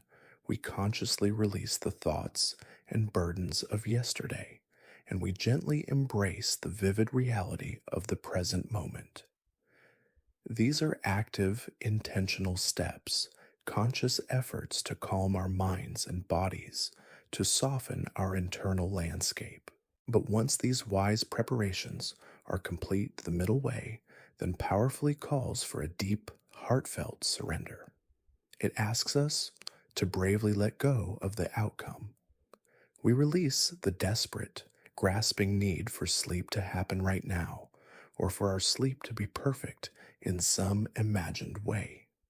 We trust that by consistently creating the right nurturing conditions, sleep will naturally follow when the body and mind are truly ready, when the nervous system has shifted into its restorative mode. This means finding the precise harmonious sweet spot where you are actively engaged in calming practices, but crucially without tension, without force, without grasping. You are aware of your breath, guiding it gently, but not straining or forcing its rhythm. You are noticing the sensations within your body, but not judging its current state or any lingering discomfort. You are releasing thoughts as they arise, but not fighting them or entering into a struggle. It's an active patience, a relaxed engagement, a paradoxical effort that feels effortless. When you find yourself tensing up or mentally pushing against your sleeplessness with frustration, that's a clear sign you've leaned too far into the extreme of excessive effort. Your tightrope is swaying, creating instability. When you feel despair, apathy, or a complete resignation, that's a sign you've leaned too far into the extreme of passive surrender. Your tightrope is also swaying, but in the opposite direction, leading to a fall. The middle way constantly invites you to gently adjust, to soften your effort, to re engage with your calming practices with a lighter touch, a more compassionate intention, always seeking that dynamic center, that balanced flow. Embracing the middle way for sleep means understanding that control over sleep itself is largely an illusion. We cannot make ourselves sleep, just as we cannot force a flower to bloom instantly or command the tide to recede. But what we can do skillfully and consistently is to nurture the soil, provide water, ensure it gets sunlight, and protect it from harsh elements, creating the ideal conditions for growth. Similarly, we cultivate the optimal internal environment for sleep by engaging in skillful practices with a balanced mindset devoid of extremes. This equilibrium allows the nervous system to truly relax gracefully, shifting away from the fight or flight sympathetic response, which keeps us alert and vigilant, and towards the rest and digest parasympathetic state, which initiates deep relaxation and bodily repair. By walking the middle way, by consistently seeking that gentle balance, we avoid the exhausting pitfalls of excessive striving and the debilitating despair of utter resignation. We find the graceful, effortless path to profound restorative slumber, allowing sleep to embrace us naturally as a gift rather than a battle. This dynamic balance is the secret to enduring peace and truly deep rest. Having found the serene balance of the middle way, carefully avoiding the extremes of excessive effort and resignation, we now turn our attention to another profound principle from Buddhist teachings that directly impacts our ability to find true tranquility and crucially deep restorative sleep, non-attachment to outcomes. In our modern, relentlessly goal-oriented world, we are constantly conditioned to focus on results, to chase specific achievements, and to measure our success by tangible, quantifiable outcomes. While this striving can be incredibly motivating and effective in our waking lives, driving innovation and progress when applied to the deeply personal, intimate, and often elusive experience of sleep. This intense craving for a particular result can paradoxically become the very obstacle that prevents it. This deep grasping attachment to a specific outcome, for example, I must sleep 8 hours. I need to fall asleep in exactly 10 minutes. I have to wake up feeling perfectly refreshed and energized, can create immense internal pressure, foster a profound fear of failure, and establish a constant internal monitor that keeps the mind agitated, vigilant, and utterly unable to surrender. Imagine yourself holding a beautiful, fragile bird tightly in your hand, desperate for it not to fly away, convinced that your tight grip is the only way to keep it. The tighter you squeeze, the more you crush its delicate wings, the more you inflict distress, and the less likely it is to take flight freely. But if you open your hand, gently offering it a soft open and welcoming perch, allowing it to rest there, the bird might choose to stay, or it might choose to fly away, returning later. Your openness, your lack of grasping, allows for genuine possibility and freedom. Similarly, deep sleep is profoundly like that bird. The more desperately we try to grasp control and command it, the more we choke its natural autonomous process. Our craving for a specific perfect outcome, a perfect night of sleep, precisely 8 hours without interruption, creates an anxiety, a sense of urgency, and a fear of not meeting that expectation, all of which are antithetical to the very essence of relaxation, ease, and surrender that sleep fundamentally requires. Non attachment is not about not wanting good sleep.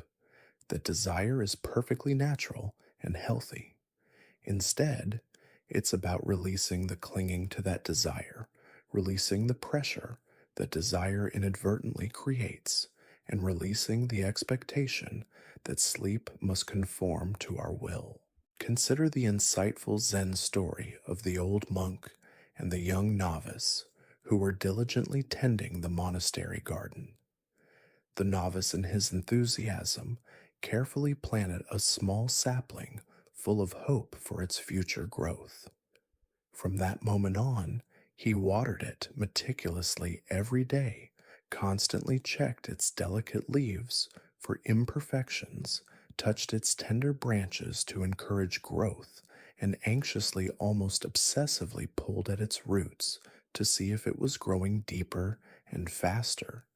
He desperately wanted it to grow quickly and beautifully, to become a magnificent tree worthy of the monastery. The old monk observed him patiently for many days, his gaze filled with a gentle wisdom. Finally, he approached the novice and gently said, "My dear boy, you are too attached to the outcome. You are trying to make the tree grow, to force its process. Your desire is so strong, your grip so tight, that you are inadvertently preventing its natural process. Plant it with care, water it, give it sunlight, protect it from harsh winds, and then let it be. The tree inherently knows how to grow.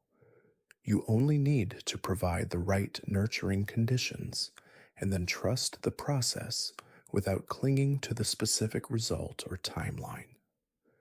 The novice, upon hearing this profound wisdom, suddenly realized his folly. He continued to care for the sapling, but with a new lightness of touch, a sense of allowing rather than forcing.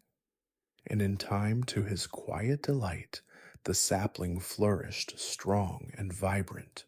This story beautifully illustrates the principle of non attachment to outcomes. For sleep, this means putting in the skillful effort we've discussed, the mindful breathing, the body scan, the letting go of yesterday, the embracing of the present moment, and finding the middle way. These are all conscious, deliberate ways of planting the tree with care watering it and giving it sunlight, creating the optimal conditions for sleep. But once you've done your part, once you've engaged in these preparatory practices, the practice of non attachment means truly letting it be. It means releasing the anxious monitoring of, am I asleep yet? Is it working? How many hours have passed? Am I going to be tired tomorrow? This constant self assessment, this continuous internal commentary, is the mental equivalent of pulling at the tree's roots, actively disrupting the natural autonomous process you're trying so hard to encourage. The practical application of non attachment for sleep involves several layers of conscious shift. First, acknowledge your desire for good sleep. It's perfectly natural to want it, to yearn for it.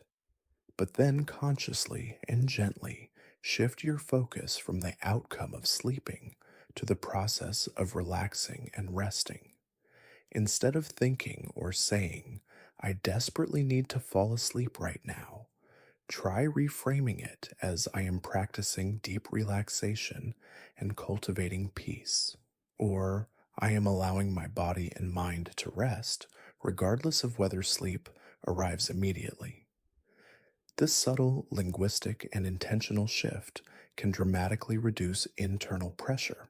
Second, if you find yourself awake, perhaps, even after an hour or two, don't immediately jump to catastrophic conclusions or engage in anxious thinking about the dreadful consequences of not sleeping. Notice the thought, I'm not sleeping, but instead of attaching to the fear, anger, or frustration it generates, simply acknowledge its presence, and then gently return your attention to your breath, or to a sensation in your body, or to the peaceful dark around you. Third, cultivate a profound sense of trust in your body's innate wisdom and natural healing capacity. Your body knows how to sleep. It has done so millions of times throughout your life since childhood. It has an inherent self-regulating mechanism. When you create the right conditions and then get out of its way by releasing your anxious grip on the outcome, it will naturally gravitate towards rest, just as a river flows downstream. This practice of non attachment is a profound act of liberation, a releasing of mental shackles. It frees you from the tyranny of rigid expectation and the debilitating fear of failure. When you release the need for sleep to look a certain way or to happen on a specific timetable, you open yourself to the possibility of any rest, of any moment of peace, of any stillness, even if full uninterrupted sleep doesn't immediately arrive. Paradoxically, it is often in this very act of letting go of the outcome, of truly surrendering control, that sleep, like the flourishing sapling or the gently released bird, finds its way home to you, settling softly and effortlessly. It's a profound trust in the natural flow of life, recognizing that some of the greatest gifts and most profound states come when we simply stop grasping, stop striving, and simply allow. Having learned the profound liberation of non attachment to outcomes, gently releasing our anxious grip on sleep's precise arrival, we now shift our focus to a timeless Zen teaching that offers deep solace and skillful guidance in the face of life's inevitable challenges, both large and small, the stone and the stream. This powerful metaphor profoundly illustrates the inherent impermanence of difficulties, the ultimate futility of resistance to what is, and the profound wisdom found in gentle persistence and adaptability. It provides an elegant framework for understanding how to skillfully navigate obstacles, both internal, like persistent thoughts or uncomfortable sensations, and external, like life's daily pressures that often disrupt our peace, and relentlessly prevent deep, restful sleep. Imagine yourself standing peacefully by a crystal clear mountain stream. The water flows continuously gracefully, adapting effortlessly to its surroundings, murmuring softly as it passes. Now imagine a large unyielding stone, firmly rooted or simply placed directly in the path of this flowing stream. What happens? Does the stream become angry? Does it stop flowing in frustration, refusing to move forward? Does it exhaust itself, trying to break the stone by brute force, crashing against it relentlessly? No. The wise stream, embodying the principle of Wu Wei effortless action, simply flows around the stone. It finds a path over it, under it, or to either side, adapting its course without struggle. Over time, with consistent, gentle, yet unwavering pressure, the water might even polish the stone, smoothing its rough edges, or eventually, if enough time passes, wear it down completely. The stream doesn't fight, it adapts. It persists not through brute force or resistance, but through unwavering, gentle flow, finding the path of least resistance. It embodies a profound resilience by yielding and finding a way forward rather than confronting directly and exhausting itself. Our minds, when faced with difficulties, be they a persistent worry about finances, a challenging relationship, dynamic, a chronic physical discomfort, or simply the pervasive frustration of not being able to sleep, often behave very differently than the wise stream. We tend to crash aggressively against the stone of the problem, resisting it, fiercely becoming agitated, trying to force it out of our path with sheer mental effort and willpower.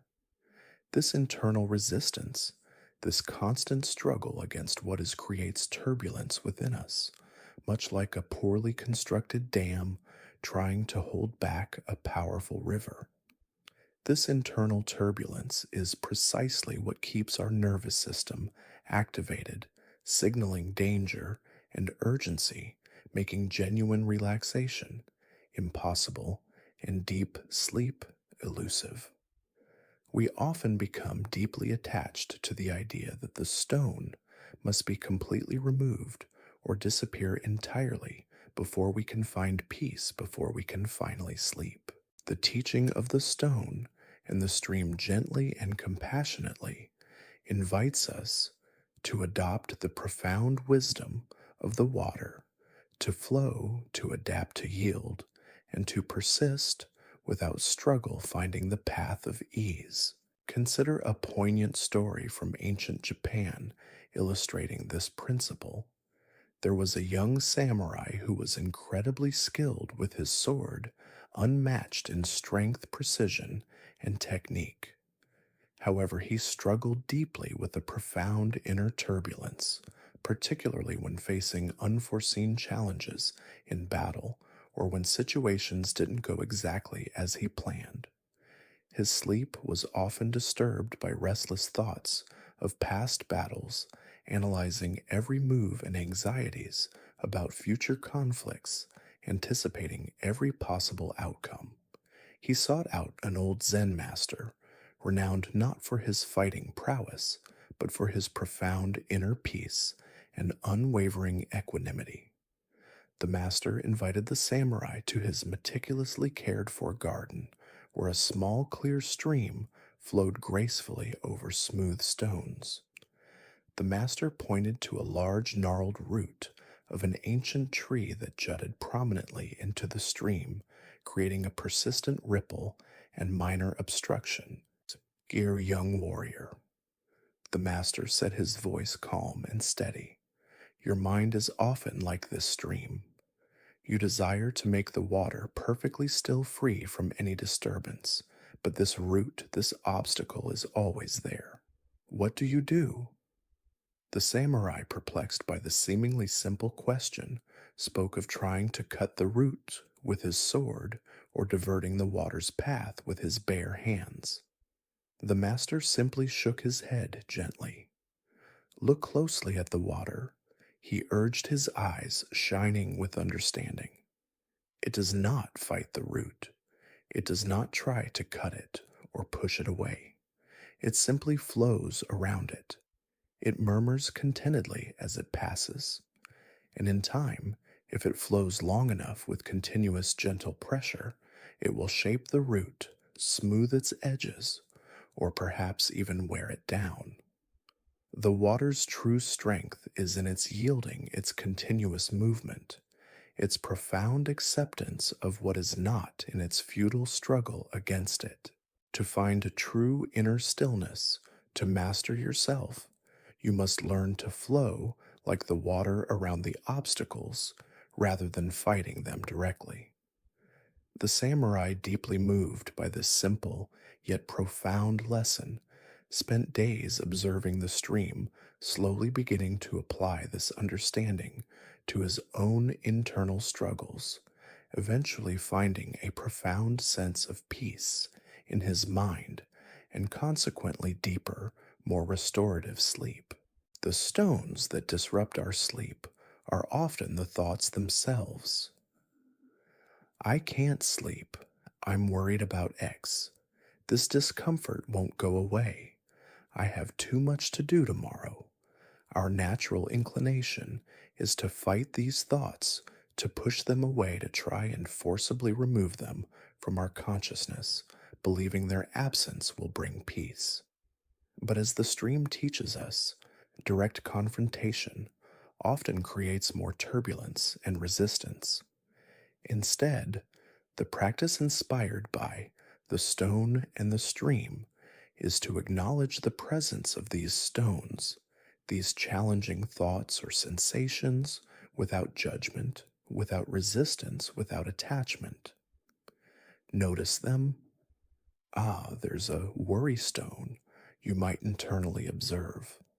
There's a discomfort stone arising, and then, like the water, simply flow around them.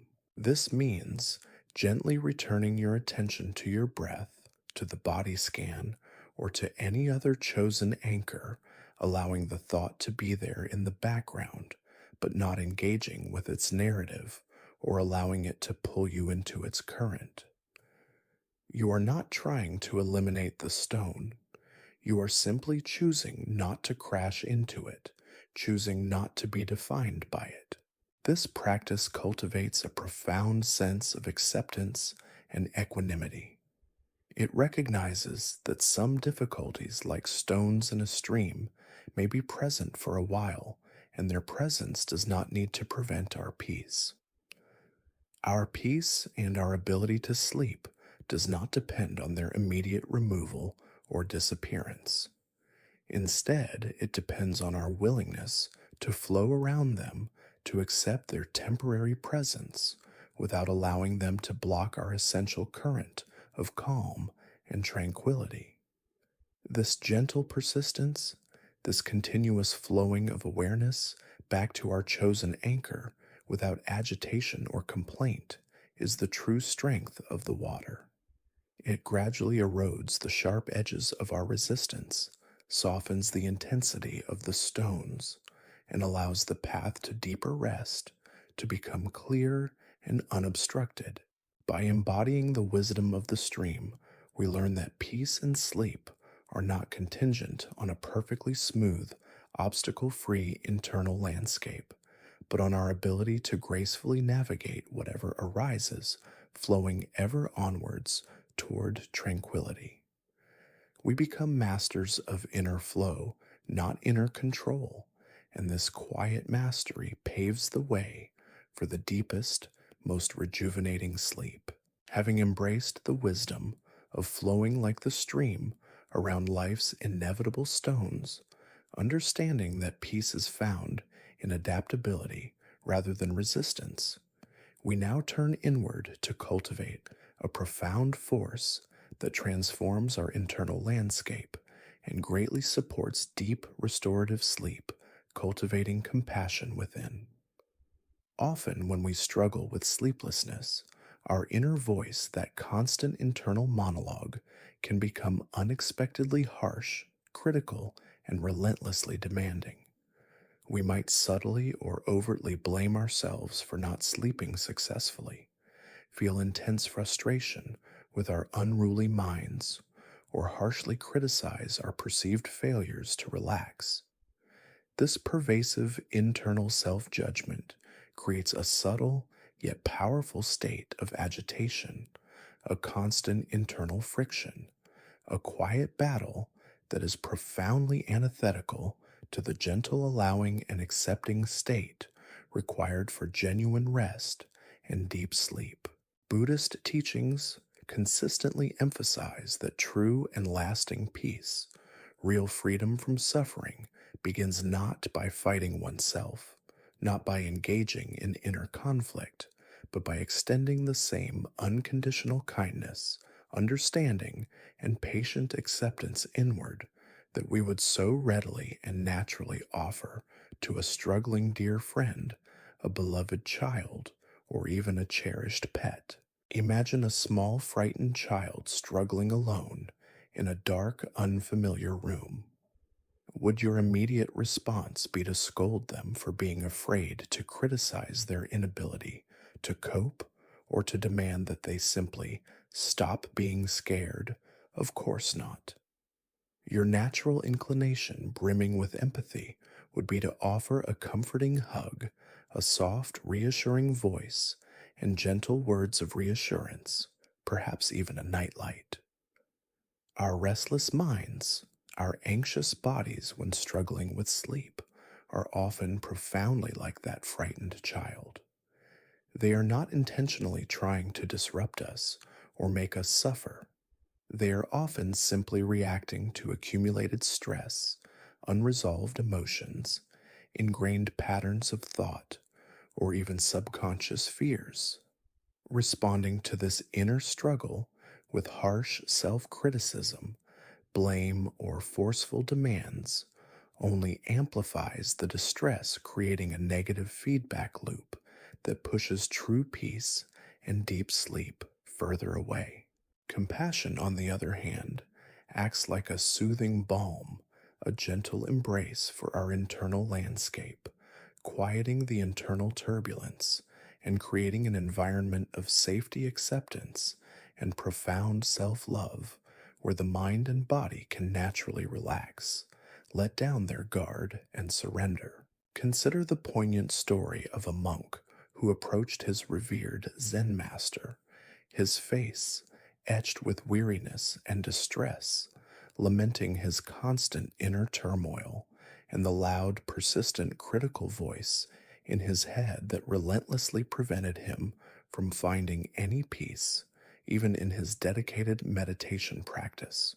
Master, he confessed, his voice heavy with despair, I try with all my might to quiet my mind, but this inner critic is relentless.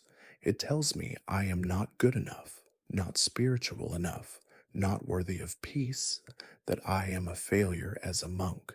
How can I possibly silence it? How can I achieve true stillness?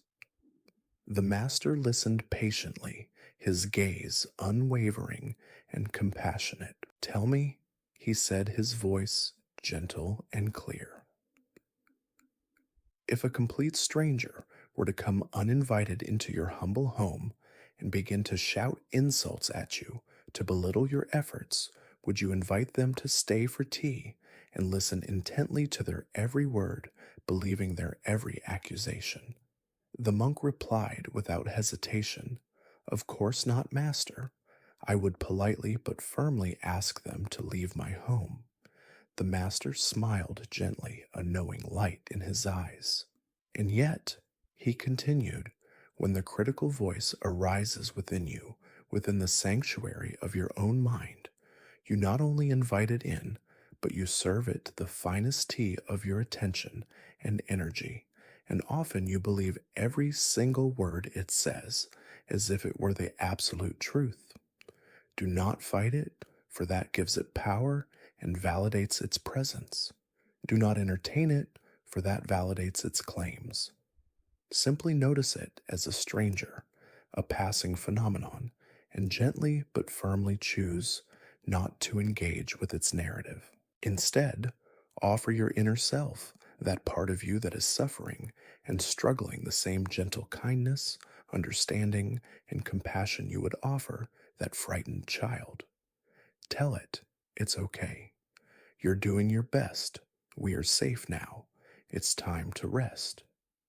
The monk understood with a profound sense of relief that the inner critic thrived on engagement, and that true peace came from disengaging from its demands and offering radical compassion instead. Cultivating compassion within for the purpose of deep sleep involves several key transformative practices. First, acknowledge your struggle without judgment or self blame. When you find yourself awake and restless, perhaps replaying old patterns of frustration instead of thinking, I'm failing at sleep again, or my mind is broken, try a compassionate reframe. My mind is busy right now, and that's understandable. I'm doing my best to find rest, and that's enough. This simple yet powerful shift from harsh judgment to compassionate acknowledgement immediately softens the internal resistance and reduces stress. Second, offer gentle reassurance to your inner self, your inner child.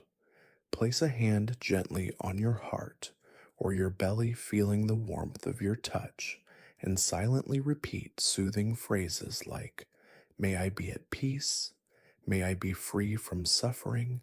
May I rest deeply tonight. May I be kind to myself.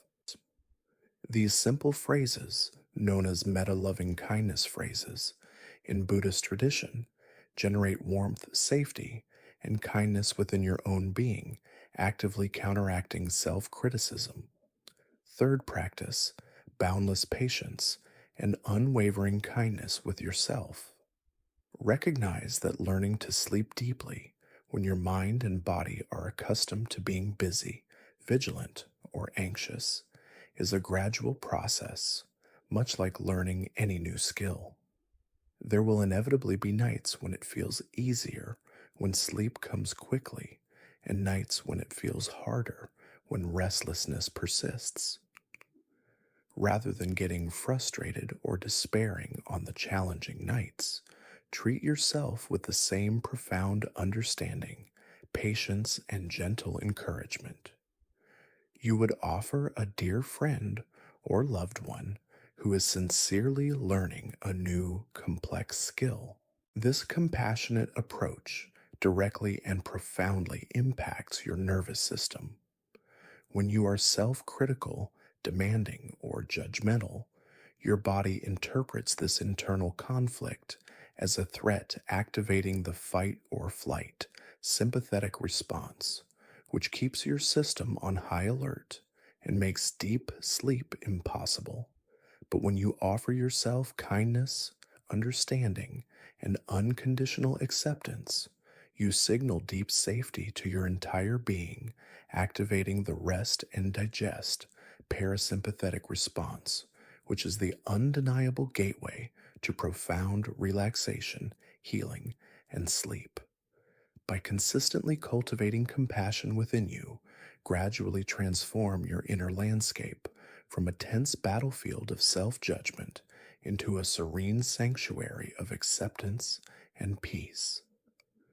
This deep internal peace, born of self love, creates the optimal, most welcoming conditions for your mind and body to finally surrender to the profound restorative embrace of deep sleep. Remember, you are your own best friend on this sacred journey to rest. Having cultivated the gentle power of inner compassion, transforming our internal dialogue from harsh criticism to soothing kindness, we now turn our attention to one of the most liberating principles for cultivating peace and profound sleep, the illusions of control. In our waking lives, particularly in modern fast paced societies, we are constantly rewarded for taking charge, for planning meticulously, for exerting influence and agency over our environment and circumstances.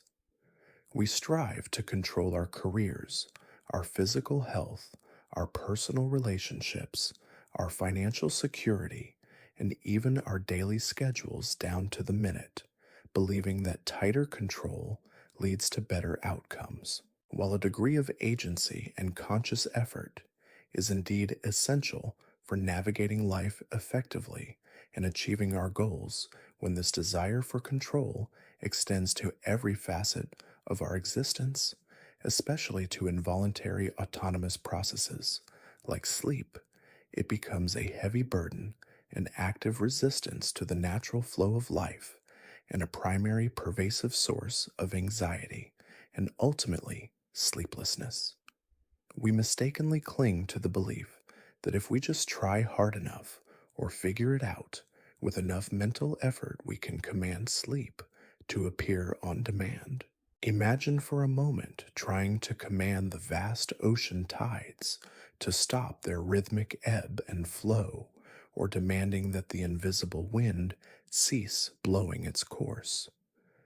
Such attempts are not only utterly futile but deeply exhausting, draining your energy without any discernible effect on the natural phenomenon. Sleep fundamentally is like those tides or the wind.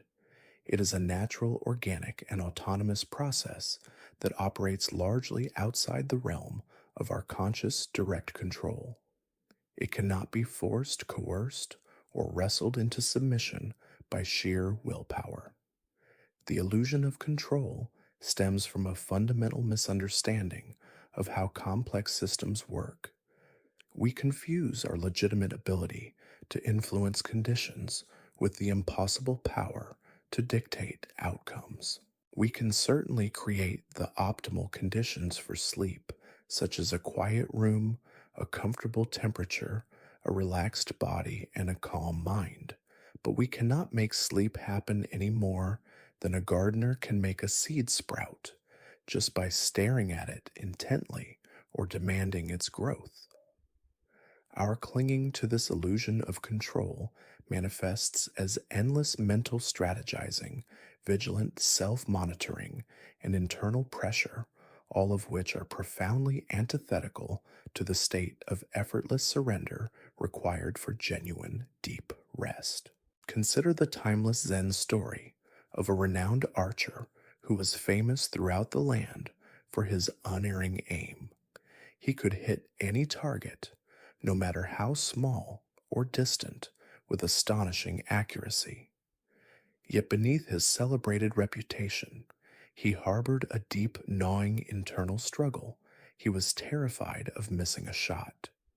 This profound fear of failure, this pervasive anxiety, this deep attachment to always being in absolute control of the outcome made him perpetually anxious and utterly unable to find peace, especially when he was not actively engaged in shooting. His hands would tremble slightly, even when at rest, and his sleep was plagued by vivid nightmares of arrows veering wildly off course or missing their mark entirely. Disturbed by his lack of inner peace, he sought the counsel of a wise Zen master, explaining his predicament with profound distress. The master listened patiently, his eyes reflecting deep understanding. "Your true aim," the master said, his voice calm and clear, "is not the target itself, nor the final result, but the perfect alignment of your body and mind in the present moment, before and during the shot. The moment of release is not a moment of greater control, but a moment of profound letting go of control, of trusting the many years of training, of allowing the arrow to fly as it will unburdened by your will. If you cling to the result of hitting the target, your mind is perpetually in the future, fixated on what might be not in the precise, perfect present moment of the shot. Release the outcome, let it go, and your true aim will naturally follow effortlessly. The archer, deeply moved by this insight, spent months practicing not just his physical technique, but his mental letting go, learning to release the arrow with full intention, but without grasping for the bullseye, allowing it to fly freely. Slowly, his anxiety diminished, his hands became still, and the quality of his sleep profoundly improved, reflecting his newfound inner peace. This story beautifully illustrates that true mastery, whether in archery or in life, and true peace often come from releasing the desperate need for absolute control over outcomes. For sleep, this means recognizing that while we can diligently prepare our bow, our body, and arrow our mind through calming, mindful practices, the act of sleeping itself is the flight of the arrow, a natural autonomous process that we must allow to unfold. The constant thought, I must fall asleep right now, or I need to get X hours of sleep, is the conscious mind trying to micromanage an autonomous biological function, just as the archer worried about the arrow's trajectory after its release. This mental interference activates the sympathetic nervous system, signaling danger and urgency, which keeps us awake and vigilant. The practical application of releasing the illusion of control for sleep involves a conscious and compassionate shift in mindset. First, reframe your intention. Instead of aiming to make yourself sleep, which is an impossible command aim, instead to create the conditions for deep rest and to practice surrender.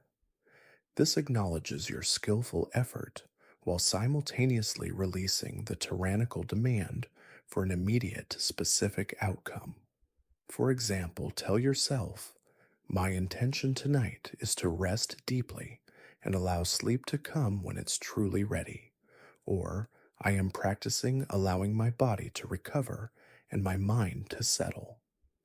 This subtle internal rephrasing can dramatically reduce pressure and self judgment. Second, observe the urge to control without acting on it. When you find yourself mentally strategizing, problem solving your sleeplessness, or checking the clock anxiously, simply notice that urge as it arises. Recognize it for what it is, the illusion of control at play.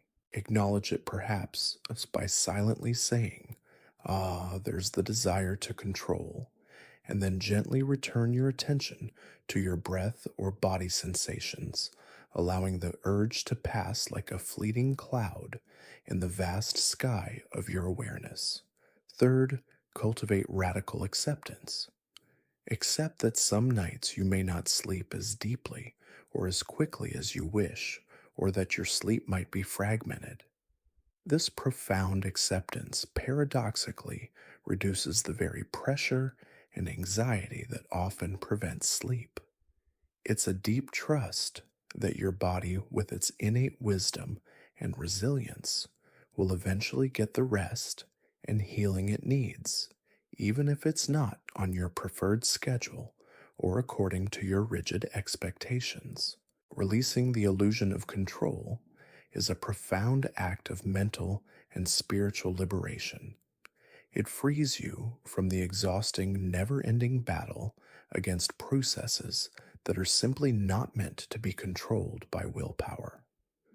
When you allow sleep to be a natural, unfolding process that you can influence, but not command you step out of your own way, allowing your body's inherent wisdom to take over.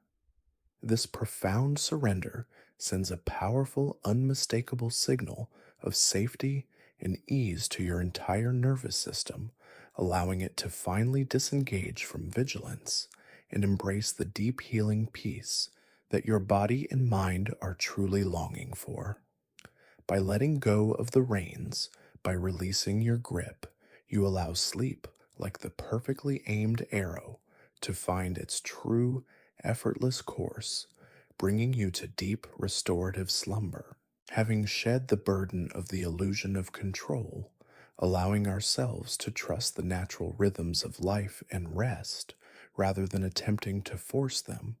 We now turn to a practical yet profoundly mindful aspect of our daily existence that significantly influences our sleep and mindful eating for sleep. What we consume, and perhaps even more importantly, how we consume it, directly impacts our body's delicate and interconnected systems, including digestion, metabolism, energy regulation, and ultimately our ability to transition smoothly into a state of deep, restorative rest. Buddhist teachings consistently emphasize the profound importance of mindfulness in all activities, recognizing that every action, no matter how mundane or routine, carries the potential for profound awareness and tension and a direct impact on our overall well being. Eating mindfully is not just about the nutritional content of what's on your plate. It's about cultivating a conscious connection to the food itself, its origins, its journey to your table, the act of preparing it, and its ultimate effect on your internal state and your sleep cycle. Imagine your digestive system as a complex, remarkably efficient, and delicate factory that works tirelessly to convert the food you consume into vital energy, essential nutrients, and building blocks for repair.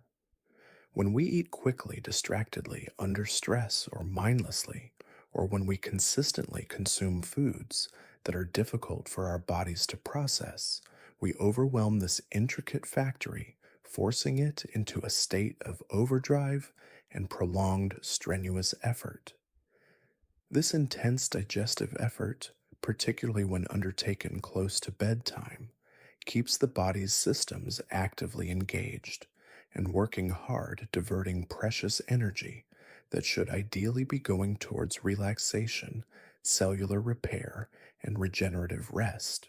Heavy, excessively spicy, fatty, or sugary foods, as well as excessive consumption of caffeine or alcohol, can significantly disrupt the harmonious digestive process, leading to physical discomfort, erratic blood sugar fluctuations, heartburn, and an activated rather than calm nervous system, all formidable and common enemies of deep, peaceful sleep.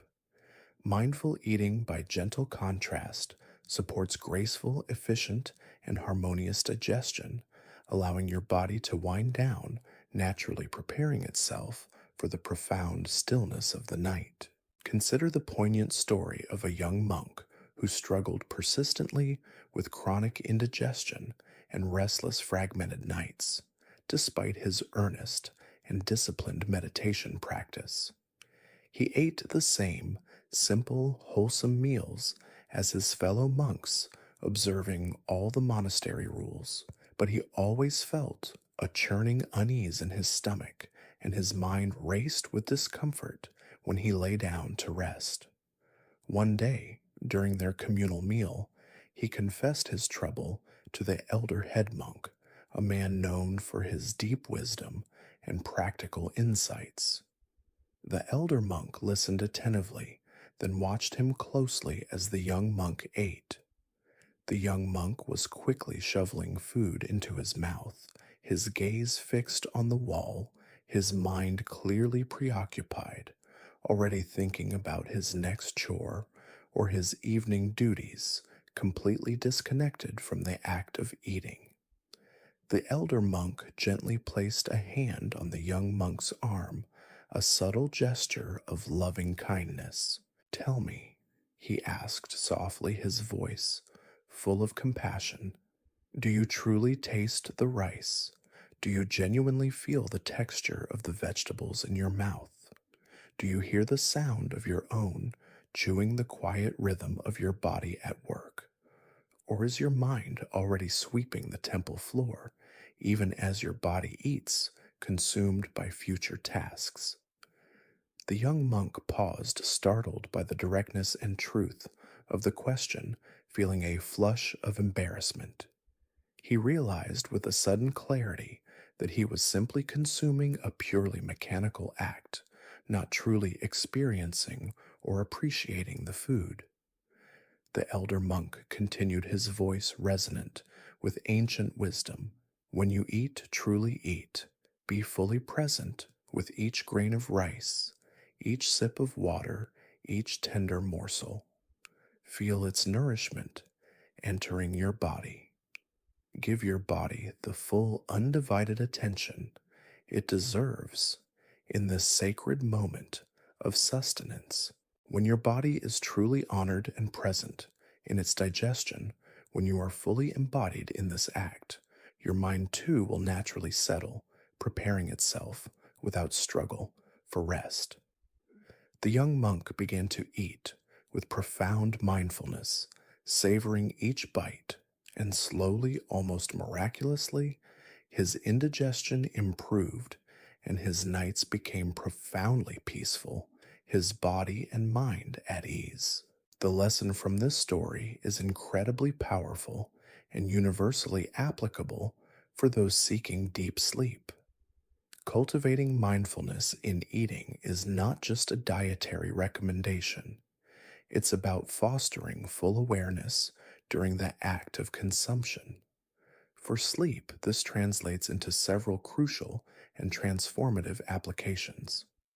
First, pay meticulous attention to what you eat, especially in the evening hours. Prioritize lighter, easily digestible foods for dinner, such as lean proteins like fish or tofu, steamed or lightly cooked vegetables, and simple whole grains. Consciously avoid heavy, overly processed foods, excessive fats, and sugary treats close to bedtime, as these place a significant burden on your digestive system, forcing it to work hard when it should be winding down. Be particularly mindful of caffeine and alcohol consumption in the latter half of the day.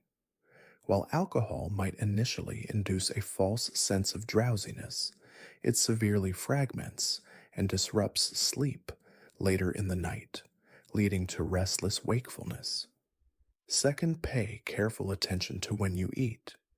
Aim to finish your last substantial meal at least 2 to 3 hours, and ideally 3 to 4 hours before you plan to go to sleep.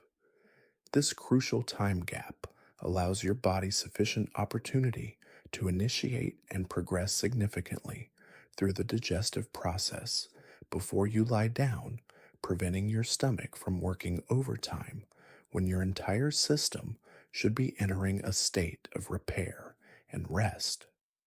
Third, and perhaps most importantly, pay profound attention to how you eat. Create a dedicated, peaceful space for your meals. Put away all distractions: phones, computers, television screens, books. Sit down, even if it's just for a small snack, and dedicate your full attention to the experience. Take a few slow, deep, grounding breaths before you even begin to eat, centering yourself. Notice the vibrant colors, the inviting aromas, the unique textures, and the complex flavors of your food. Chew slowly and thoroughly, savoring each bite, appreciating the sustenance. Feel the subtle sensations of hunger and fullness, honoring your body's innate signals rather than overeating or undereating. This conscious, intentional engagement with the act of eating transforms it from a rushed, mindless chore into a deeply meditative and nourishing practice. When you eat mindfully, your body processes food far more efficiently and effectively, significantly reducing digestive strain and allowing your parasympathetic nervous system, the rest and digest system, to remain active and dominant. This gentle, profound support for your physical well being directly contributes to a calmer mind and a body that is optimally prepared for the profound stillness of sleep. By honoring your body with mindful eating, you create a powerful foundation of internal harmony and ease that extends seamlessly into your nights, paving the way for undisturbed, profoundly deep and truly rejuvenating sleep. It's a powerful daily ritual that nurtures your entire being from the cellular level to the deepest reaches of your consciousness. With our bodies nourished through mindful eating and our internal systems gently harmonized, we now address a pervasive modern challenge that often acts as a significant yet often underestimated disruptor to our natural sleep rhythms: digital detox for deep rest. In today's relentlessly interconnected world, digital screens are ubiquitous, constantly beckoning for our attention with their vibrant colors, endless streams of information, and stimulating content.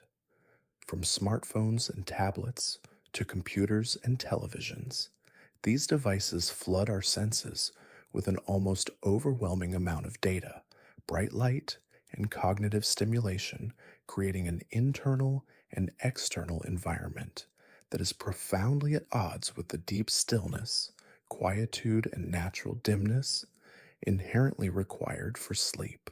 While these technological tools offer undeniable benefits and efficiencies during the day, their unbridled use, especially in the crucial hours leading up to bedtime, can severely undermine our body's innate ancient ability to transition smoothly and effectively into deep restorative slumber. Imagine your brain as a sophisticated, intricate control center that processes information, manages emotional responses, and critically regulates your body's complex sleep wake cycle. A crucial biological component of this cycle is melatonin, a hormone often referred to as the hormone of darkness, because its production is naturally triggered by the onset of darkness and significantly suppressed by light exposure, particularly the short wavelength blue light that is abundantly emitted by digital screens. When you expose your eyes to bright digital screens in the evening, especially after sunset, your brain receives powerful signals that it's still daytime or even high noon. This miscommunication effectively delays the natural release of melatonin from the pineal gland, keeping you feeling alert and awake long after you should be winding down and preparing for rest. Beyond the direct impact of light on melatonin, the very content consumed on screens, whether it's fast paced news, engaging social media feeds, exciting streaming shows, competitive video games, or urgent work emails, can stimulate your mind, elevate your heart rate, and fill your thoughts with captivating narratives, urgent tasks, or anxieties, making true mental quietude a distant, almost impossible dream. This constant mental engagement overrides the body's natural inclination to slow down. Consider the contemporary story of a modern city dweller perpetually connected to his devices who found himself suffering from chronic, debilitating insomnia. His days often ended with hours of compulsive scrolling on his smartphone, catching up on breaking news alerts, and watching endless streaming shows on his laptop. He'd even bring his tablet into bed, convinced that watching something would relax him into sleep or distract him from his worries. Instead, his mind raced uncontrollably, his eyes felt strained and dry, and sleep remained an elusive, frustrating goal, a perpetual chase. Distressed by his ongoing sleeplessness, he sought advice from a wise wellness expert who suggested a radical experiment: a complete digital detox for the last 2 hours before bed. The man was skeptical, fearing profound boredom or an overwhelming feeling of missing out on crucial information or social connections. The expert simply said with a gentle conviction, "Give your eyes and your mind a genuine chance to rest from the artificial light and the endless demanding input. Just as a plant needs darkness and quiet to rest and grow. Your brain needs true darkness and sustained quiet to produce the essential signals for sleep. Try it with a spirit of exploration, not deprivation, and observe what unfolds within you. Reluctantly, the man agreed to the experiment. The first few nights were challenging, filled with an unfamiliar quiet and a sense of unease as his mind searched for its usual distractions. But he filled the time with calming, non digital activities, gentle reading by a dim, warm toned lamp, listening to soft instrumental music, or simply sitting in quiet, mindful awareness, focusing on his breath or a body scan. Slowly, almost imperceptibly, he began to notice a profound shift. His eyes felt less tired and irritated. His mind became significantly less agitated and restless, and the natural wave of drowsiness began to arrive earlier and more consistently each night. The quiet, screen free space he consciously created allowed his internal pharmacy to do its essential work, producing the hormones and states conducive to sleep. The lesson from this is clear and vital for our well being. A digital detox is not about being anti technology or rejecting progress. It's about skillfully and consciously using technology in a way that truly supports your holistic well being, especially your sleep. For deep rest, this translates into several crucial and actionable practices. First, and most importantly, establish a strict screen curfew. Aim to turn off all digital screens, phones, tablets, computers, and televisions at least 1 to 2 hours before your desired bedtime. For some, pushing this to 3 hours before bed offers even greater benefit. If possible, remove these devices entirely from your bedroom, creating a tech free sanctuary. This allows your brain to receive the natural, unadulterated signals of darkness, kickstarting the essential melatonin production without interference. Second, if you absolutely must use a screen in the evening for work or an unavoidable task, invest in low blue light alternatives or apply blue light filters. Many modern devices now have night shift or blue light filter settings that shift the screen's color temperature to a warmer, more orange hue. While not a complete solution, as the content can still be stimulating, they can help mitigate some of the melatonin suppressing effects. Third, replace screen time with calming analog activities that nurture your mind and spirit. Instead of scrolling through endless feeds, pick up a physical book, perhaps one of the calming Buddhist stories we've discussed. Listen to a podcast, an audiobook, or gentle instrumental music without looking at the device. Engage in a quiet, repetitive hobby like knitting, drawing, or a puzzle, or simply sit in gentle meditation, focusing on your breath or a body scan. This is the perfect opportunity to integrate and reinforce the mindful practices we've explored in previous sections. This conscious disengagement from the digital world, this deliberate creation of a digital twilight, sends a powerful and unambiguous signal to your body and mind. The day is truly over. Its demands are complete, and it's time to transition to rest.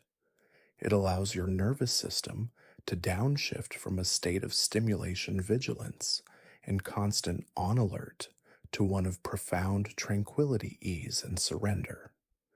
By consciously creating this sacred screen free space for your senses and your brain, you are actively supporting your body's innate wisdom to produce the sleep hormones it needs and to settle into the deep healing rest that is absolutely essential for your physical and mental well being.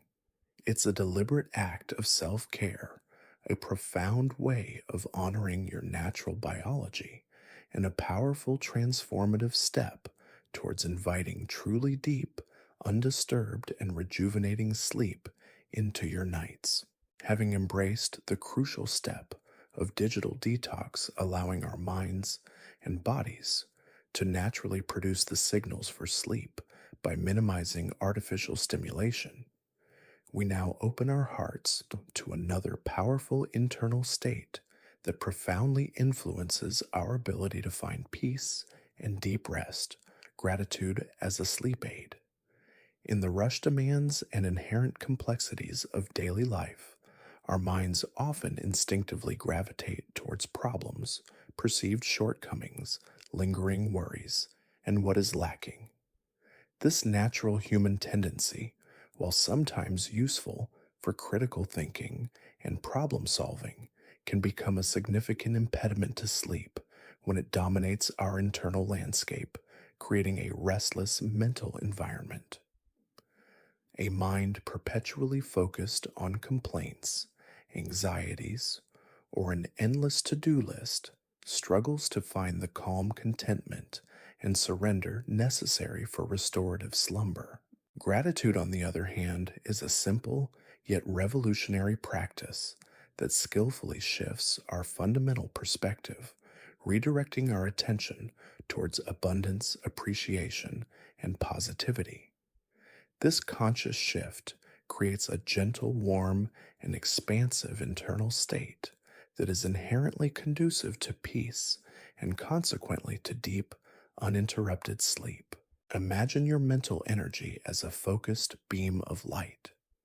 When you are worried or anxious, the beam shines intensely on a perceived problem, meticulously illuminating its contours, magnifying its details, and keeping your mind highly alert and engaged in a problem solving mode. But when you consciously cultivate gratitude, that same beam of light gently spreads, diffusing its intensity.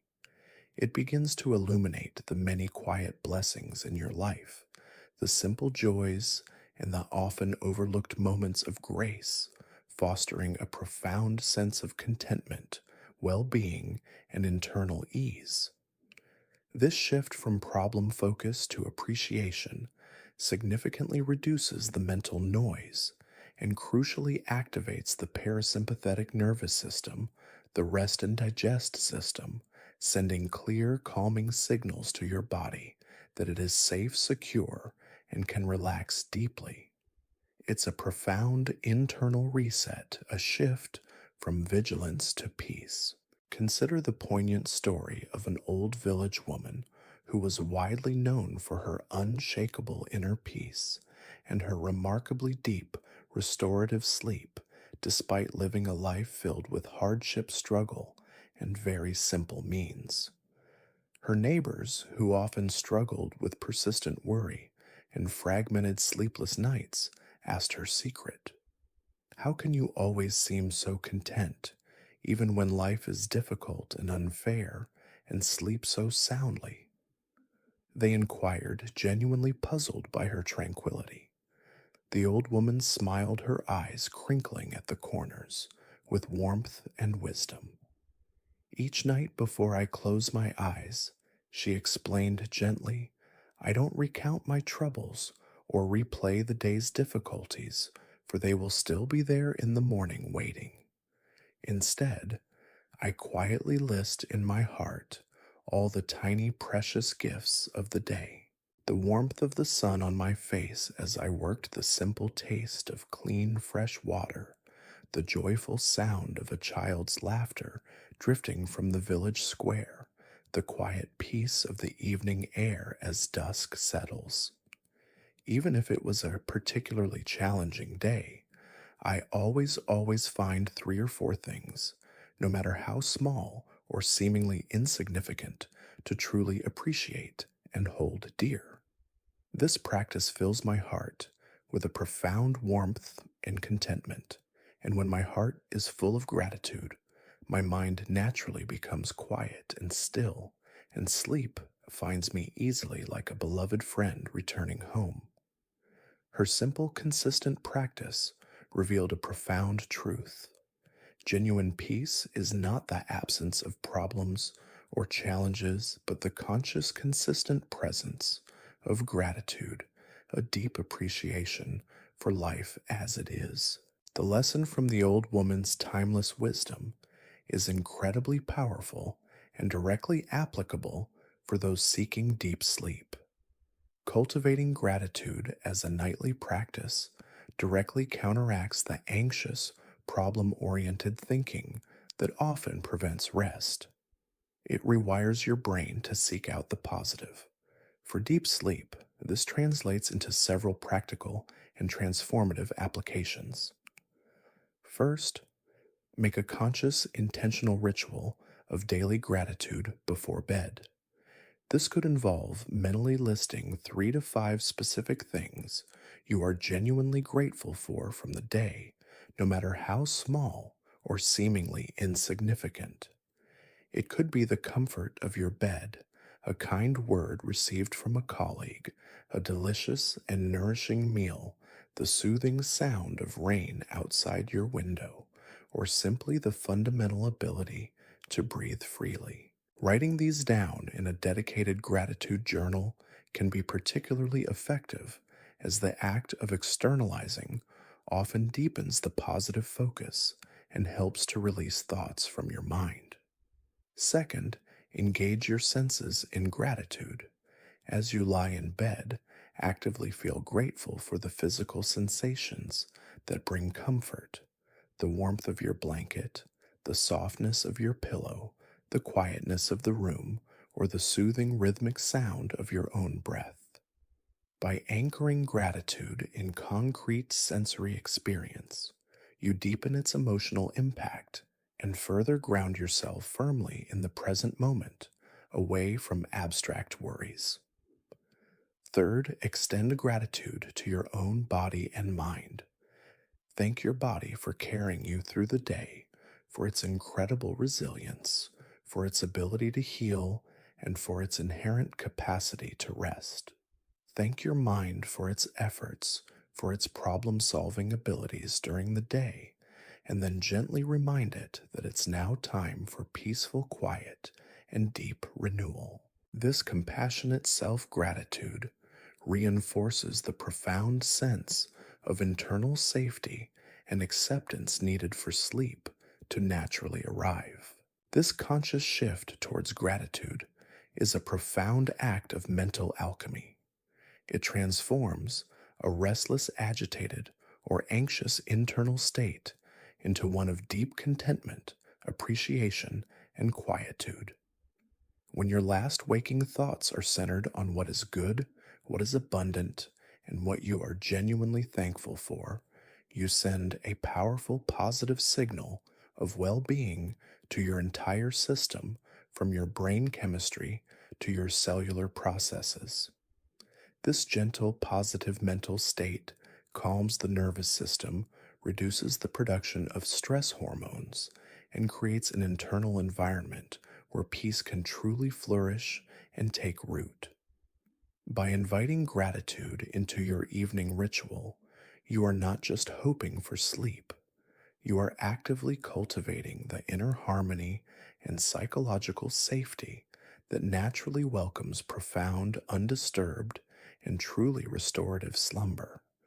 It's a sweet, silent prayer of thanks that gently prepares your soul for deep rest, wrapping you in a blanket of peace. With our hearts now filled with gratitude, having skillfully shifted our perspective towards appreciation, we now gently invite profound quiet into our internal world through the sound of silence meditation. In our fast paced, technologically driven modern lives, we are constantly bombarded by an unrelenting cacophony of sounds: the roar of traffic, the incessant ping of notifications, constant conversations, pervasive background music, and the endless stream of media. Even when external sounds mercifully cease, our minds often continue to churn with their own relentless internal noise: the endless commentary, the relentless planning, the pervasive worrying, and the replaying of past events. This constant auditory and mental input keeps our senses on high alert and our minds actively engaged, making the deep surrender and ultimate relaxation required for sleep exceptionally challenging. The sound of silence meditation is not about forcing silence, not about achieving an impossible absence of all sound, but about cultivating a deep awareness of its inherent presence, both externally and internally, allowing us to find profound peace in the quiet, spacious moments between sounds and between our thoughts. Imagine silence not as an absence, not as a void, but as a subtle, omnipresent background hum, a vast, boundless ocean upon which all sounds, including the internal monologue of our thoughts, arise, exist momentarily, and then gracefully dissipate. Just as you can perceive the immense vastness of the night sky by looking not at the stars themselves, but at the infinite dark spaces between them, you can perceive profound peace and stillness by becoming deeply aware of the quiet spaces between sounds and the profound spaciousness between your thoughts. This deep receptive listening, sometimes known as Shabda Dhyana in ancient traditions, skillfully redirects our attention from the specific content or quality of noise to the quiet, unchanging container in which all noise exists, allowing our minds to settle naturally into a state of deep receptivity and calm. It's a shift from the foreground to the background of auditory experience. Consider the timeless story of a young, ambitious scholar who traveled to a remote, secluded monastery, hoping to learn the deepest secrets of enlightenment from a reclusive Zen master. The scholar arrived full of intellectual questions, armed with theories, and eager for profound, explicit teachings and instructions. The master, however, instead of speaking or lecturing, simply invited him to sit in the meditation hall, joining the other monks in quiet practice. Days turned into weeks, and the master offered no grand pronouncements, no complex doctrines, no intellectual debates. He would often just sit in profound, unwavering silence, simply being. The scholar grew increasingly frustrated, his mind filled with the noise of his own impatience, his persistent desire for verbal instruction, and his harsh judgments about the master's apparent inactivity and lack of teaching. One evening, as the sun dipped below the horizon and the last faint bird song faded into the twilight, the scholar finally could bear his frustration no longer. "Master," he exclaimed, his voice sharp with desperation and agitation, "when will you teach me? I hear nothing, I learn nothing. All there is this emptiness, this deafening silence. What is the lesson?" The master slowly opened his eyes, a gentle knowing smile gracing his lips. "Ah," he whispered, his voice soft yet resonant with truth. "You hear the emptiness, you hear the silence. That is the teaching. Listen deeper, my dear student. Within that profound silence, all wisdom arises, all true understanding blossoms, and all peace resides. You have been listening only for noise. Now learn to listen for the quiet that holds it." The scholar, stunned and deeply moved by this simple revelation, began to listen in a radically new way. And in that new listening, he discovered a profound, boundless stillness that transcended words and concepts, and his mind, for the first time in years, found true, unwavering rest. The lesson from the Zen master is profound and deeply practical. The deepest peace and the most profound quietude is often found not in the forceful suppression or elimination of sound or thought, but in the conscious awareness of the vast, unchanging silence that holds them, that allows them to arise and pass. For deep sleep, This translates into a gentle, receptive practice of listening for stillness, both outwardly and inwardly. First, create an environment conducive to quiet. Turn off any unnecessary or distracting sounds in your bedroom. This aligns perfectly with our earlier practice of digital detox. Intentionally reduce all unnecessary auditory stimulation in your sleep space. Second, cultivate an active yet relaxed listening to silence. As you lie in bed, close your eyes gently and bring your awareness to the sounds around you. Instead of identifying what the sound is, e.g., that's a car, that's the refrigerator hum, simply notice its pure presence, its raw vibration, and then crucially notice the moments between sounds, the spaces of quietude. There might be a subtle hum of the refrigerator, a distant siren, or the gentle creaking of your house settling for the night.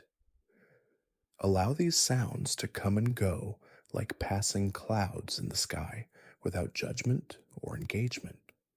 But pay particular soft attention to the quiet spaces after each sound or the pervasive underlying silence that holds all sounds like the deep ocean holds the waves.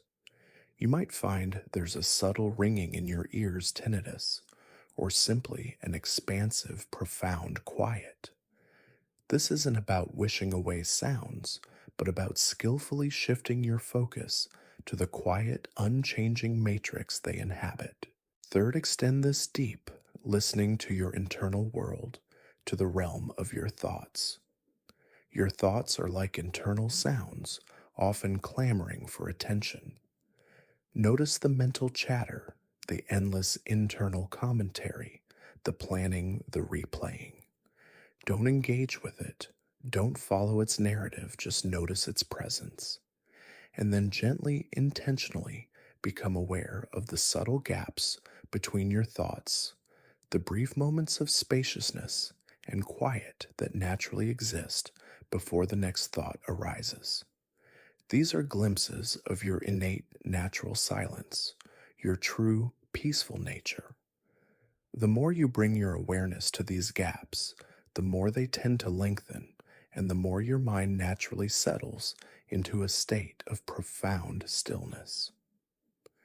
This practice is not about achieving complete auditory silence or a blank mind, which is often unattainable and frustrating to pursue. Instead, it's about shifting your perception, recognizing that a fundamental, unchanging layer of silence always exists, even amidst external noise and internal thought.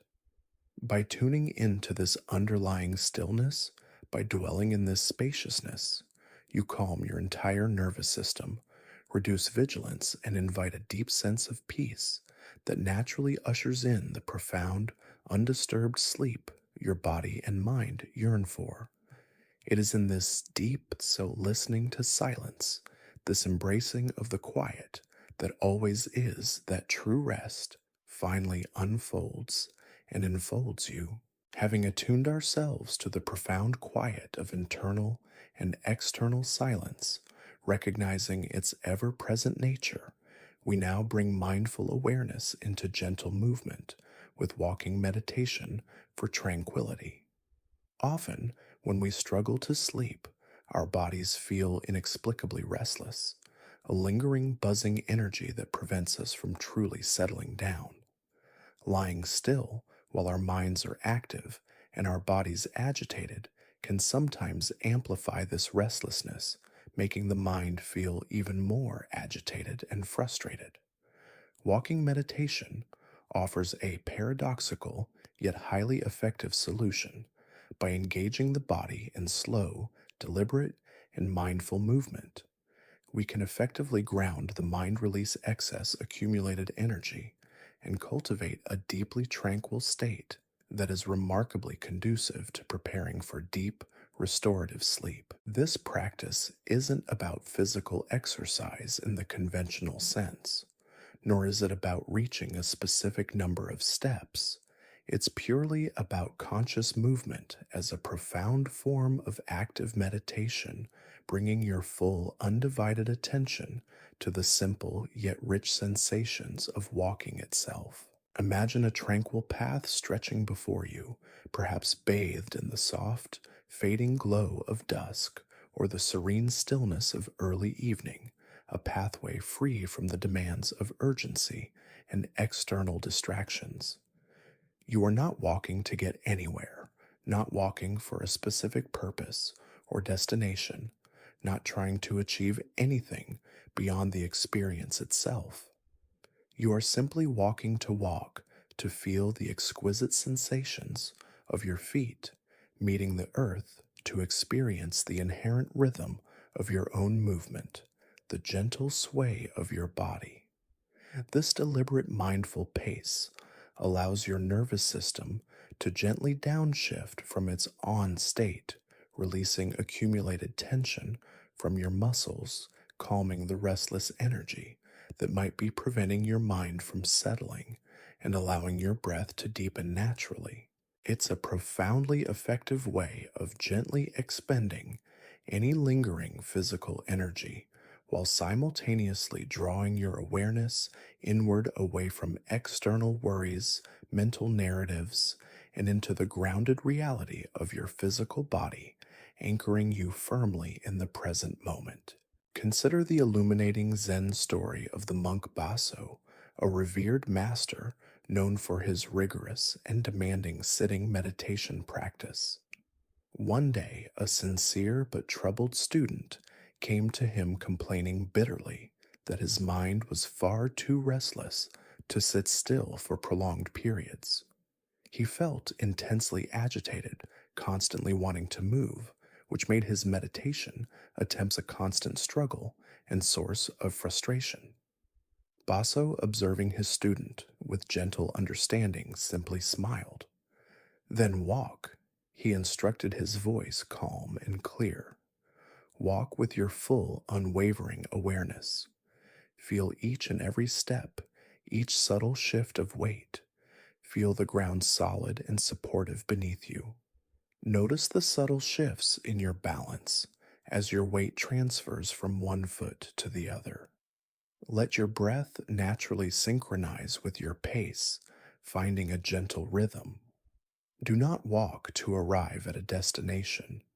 Walk to be walking, to fully embody the act of walking itself. If your mind wanders, as it inevitably will, gently bring it back to your feet, to the sensations of movement, to the quiet rhythm of your walk. The true path is not outside you. It is discovered within each conscious, present step. The student, initially surprised by the profound simplicity of the instruction, began to walk with deep intention and mindfulness. He found that by fully engaging his body in conscious, deliberate movement, his restless energy gradually dissipated, dissolving into the earth, and his mind, instead of fighting itself, found a quiet, flowing rhythm. When he eventually returned to sitting meditation, he found a newfound stillness and clarity that had been previously elusive, demonstrating the power of embodied awareness. The lesson here is profound and universally applicable. Movement, when infused with deep mindfulness, can be a surprisingly powerful tool for cultivating stillness, not just in the body but in the mind. For preparing for deep sleep, walking meditation can be particularly effective, especially if you feel a surge of restless energy, a need to move, or a general sense of mental agitation in the evening. First, choose a safe, quiet space. This could be a short, familiar path in your garden, a quiet hallway in your home, or even a repetitive loop around your bedroom if space is limited. The goal is a predictable, comfortable environment, free from external distractions and safety concerns. Second practice, a slow, deliberate pace. Don't rush or feel compelled to move quickly. Walk at a pace that feels natural, unhurried, and deeply contemplative. You might even mentally break down the steps, lift one foot, Move it slowly forward. Place the heel down, gently roll onto the sole. Feel the toes lift off, and then lift the other foot. This hyper awareness of the physical act slows the mind down significantly. Third, bring your full, unwavering attention to the sensations of walking. Feel the precise contact of your feet with the ground, the pressure, the subtle texture, the warmth or coolness. Notice the shifting weight from one foot to the other, the subtle effort of muscles. Feel the subtle rhythmic movement of your legs, hips, and torso. Synchronize your breath with your steps if it feels natural and comfortable. E.g., inhale for 3 steps, exhale for 3 steps, allowing breath and movement to become one. Fourth, observe your mind without judgment or engagement. As you walk, thoughts will inevitably arise like leaves carried on a breeze. When they do, simply notice them, thinking, planning, worrying, and then gently, without frustration or self reproach, redirect your attention back to the physical sensations of your feet, to the rhythm of your movement, and to the feeling of the ground beneath you. You are not trying to empty your mind of all thoughts, but to give it a consistent present moment anchor that is both physically engaging and profoundly calming. Fifth, consider the duration and timing. A walking meditation doesn't need to be long. Even 10 to 20 minutes can make a significant and noticeable difference in your internal state. It's about consistency and the quality of your attention, not the quantity of steps or distance covered. Perform this practice in the evening, ideally before your final wind down routine for sleep, allowing a gentle transition from activity to stillness. By engaging in walking meditation, you are not only gently releasing physical restlessness and accumulated tension, but also actively training your mind to focus on the present moment in an embodied, active way. This practice seamlessly integrates the body and mind, creating a harmonious, unified state where the lingering agitation of the day can dissipate naturally. It sends a clear, reassuring signal to your nervous system that it's safe to slow down to ground yourself and to prepare for a deeper, more complete surrender. When you lie down after such a mindful walk, your body will feel profoundly more settled, your mind more clear and peaceful, and the transition to profound, undisturbed sleep will feel more natural and inviting, as if you have walked yourself directly into its welcoming embrace. Having allowed our bodies to find tranquility through mindful walking, settling their restless energy, and integrating mind and body, we now arrive at a profound truth that permeates all Buddhist teachings and is fundamentally liberating for our minds and crucially for our sleep, the gift of impermanence. In a world that often prizes stability, predictability, certainty, and permanence, the concept of impermanence, or anicca, in Pali meaning non-enduring or changeable, can initially seem daunting, even unsettling. Yet understanding and deeply embracing the profound truth that everything, every thought, every emotion, every sensation, every situation, every external circumstance, every single moment is constantly changing, arising and passing away, is one of the most powerful and transformative keys to releasing suffering, mitigating anxiety, and finally loosening the tenacious grip of sleeplessness. Our ingrained resistance to change, our persistent clinging to things as they are or as we desperately wish them to be, is a primary and often unrecognized source of mental agitation and emotional distress. Imagine trying to hold onto a handful of water, convinced you can keep it permanently in your grasp. The tighter you squeeze, the more desperately you try to contain it, the more quickly and inevitably it slips through your fingers, leaving you with nothing but dampness. If you simply cup your hands gently with an open, receptive posture, the water rests there, reflecting the sky for a moment, before it inevitably flows on following its natural course. Life, and indeed, our entire internal experience, is profoundly like that water. Our attempts to grasp, to cling fiercely to pleasant moments or sensations, or to violently push away and resist unpleasant ones, consistently create internal tension, mental rigidity, and emotional distress. When we cling to the idea that we should be sleeping right now, or that our mind should be perfectly quiet and devoid of all thoughts, or that a difficult feeling should disappear immediately, we are actively resisting the natural, undeniable flow of impermanence. This fundamental resistance fuels restlessness, intensifies frustration, and ultimately keeps us wide awake. Embracing impermanence means recognizing that everything is temporary, including our current state of wakefulness, our fleeting anxieties, our physical discomforts, and even the seemingly perfect conditions for sleep.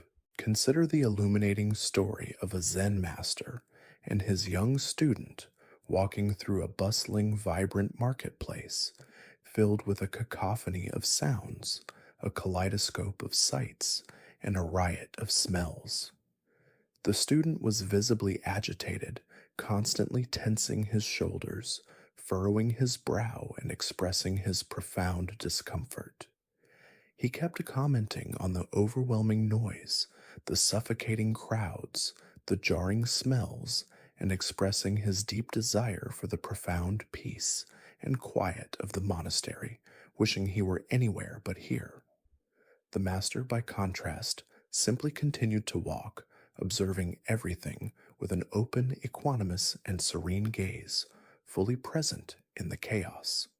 Finally, the master stopped before a humble flower vendor, admiring a vibrant, fragrant bouquet of fresh blossoms.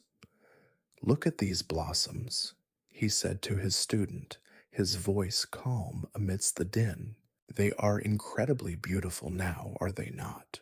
But they will soon fade, their petals will wither, and their fragrance will diminish.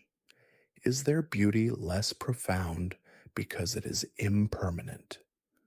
The student pondered this, a new thought stirring. Then the master continued, his voice piercing through the noise. "Your agitation, my dear student, arises not from the marketplace itself, but from your mind's internal resistance to its constantly changing, impermanent nature. You cling to the idea of a static, perfect stillness, and when it is not here, you suffer. But the sounds, the smells, the crowds, they too are impermanent, constantly changing, arising and passing away moment by moment. If you can accept their fleeting, passing nature, they cannot disturb your peace.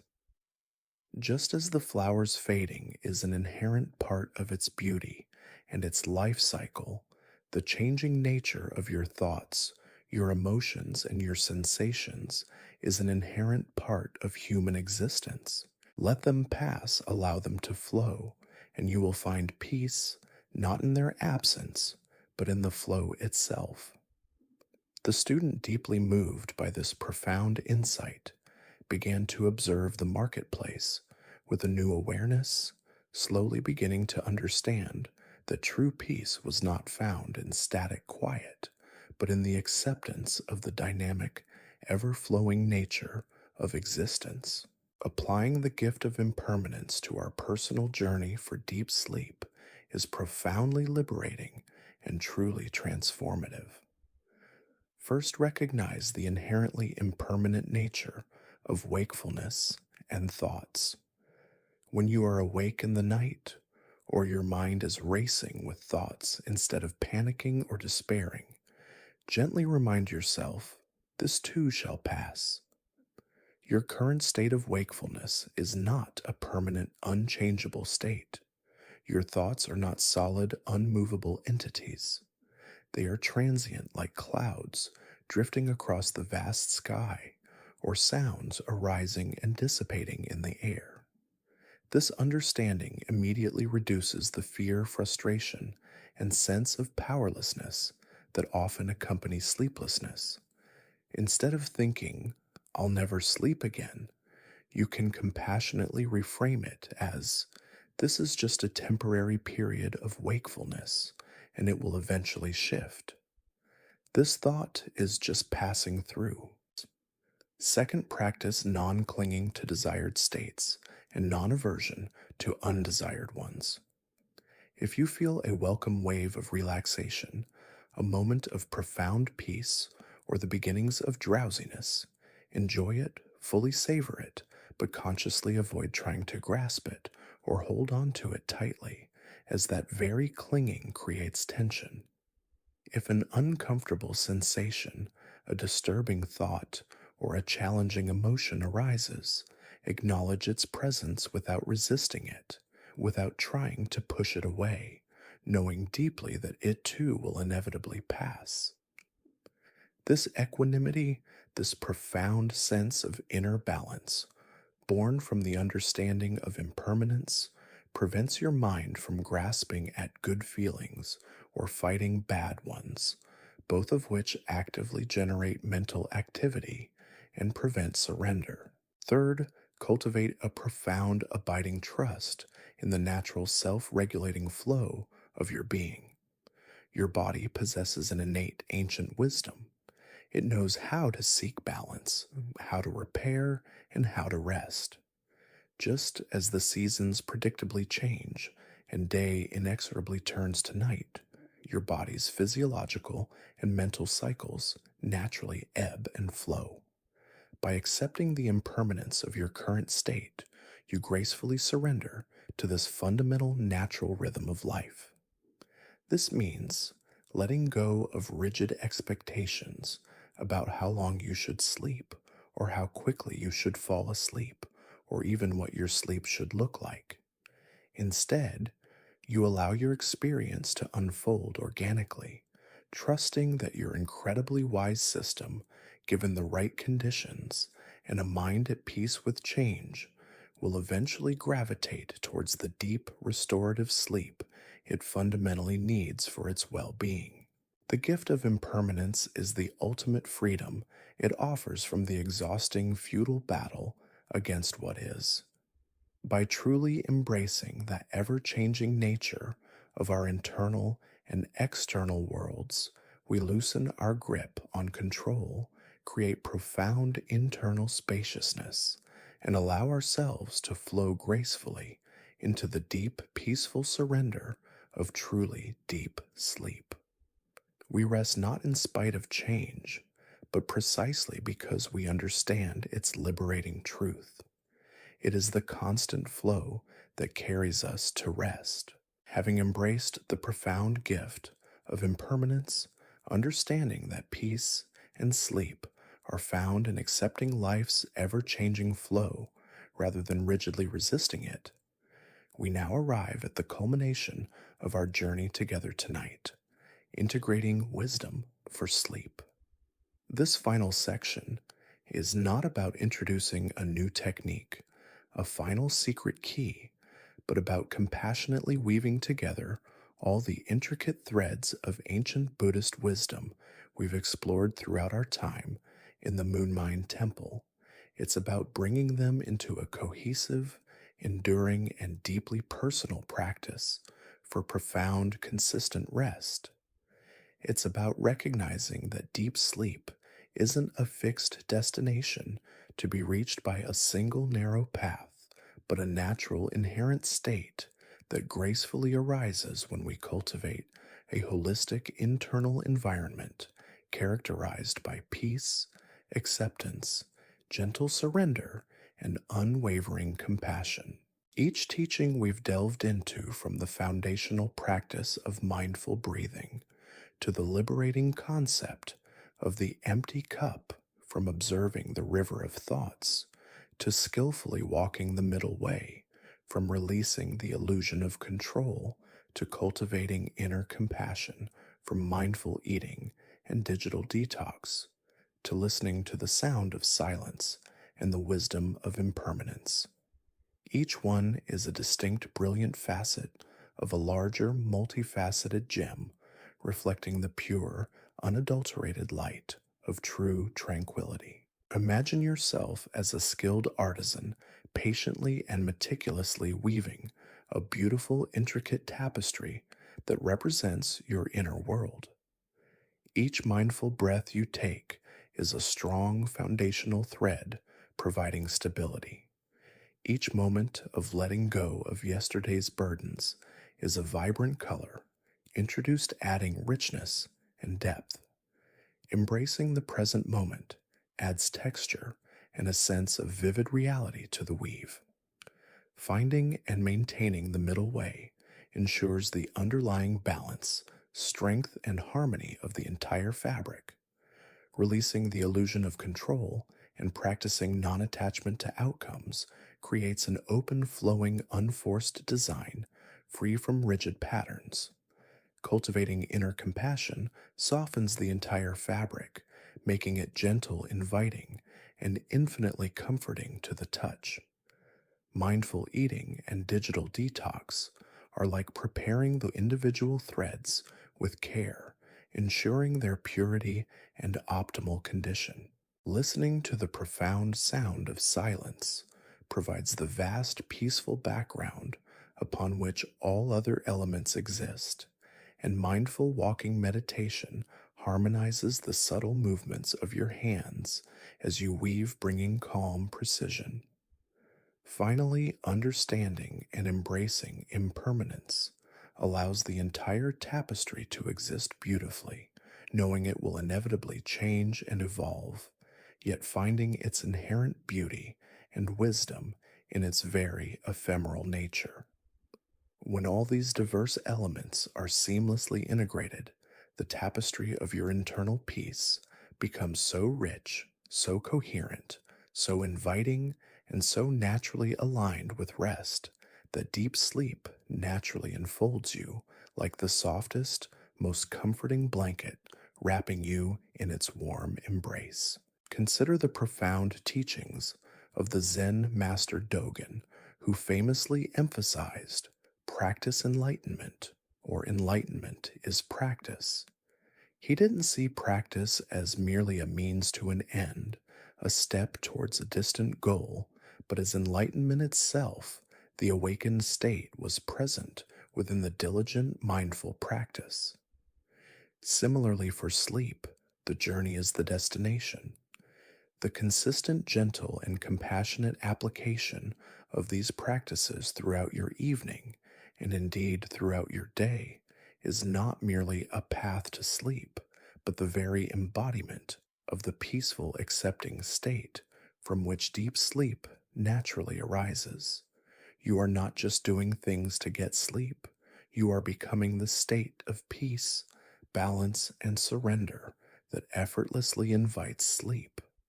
This is why holistic integration is key.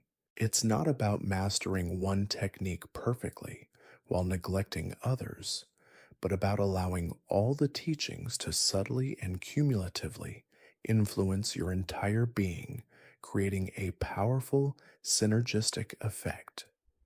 Each practice reinforces the others, building a foundation of calm.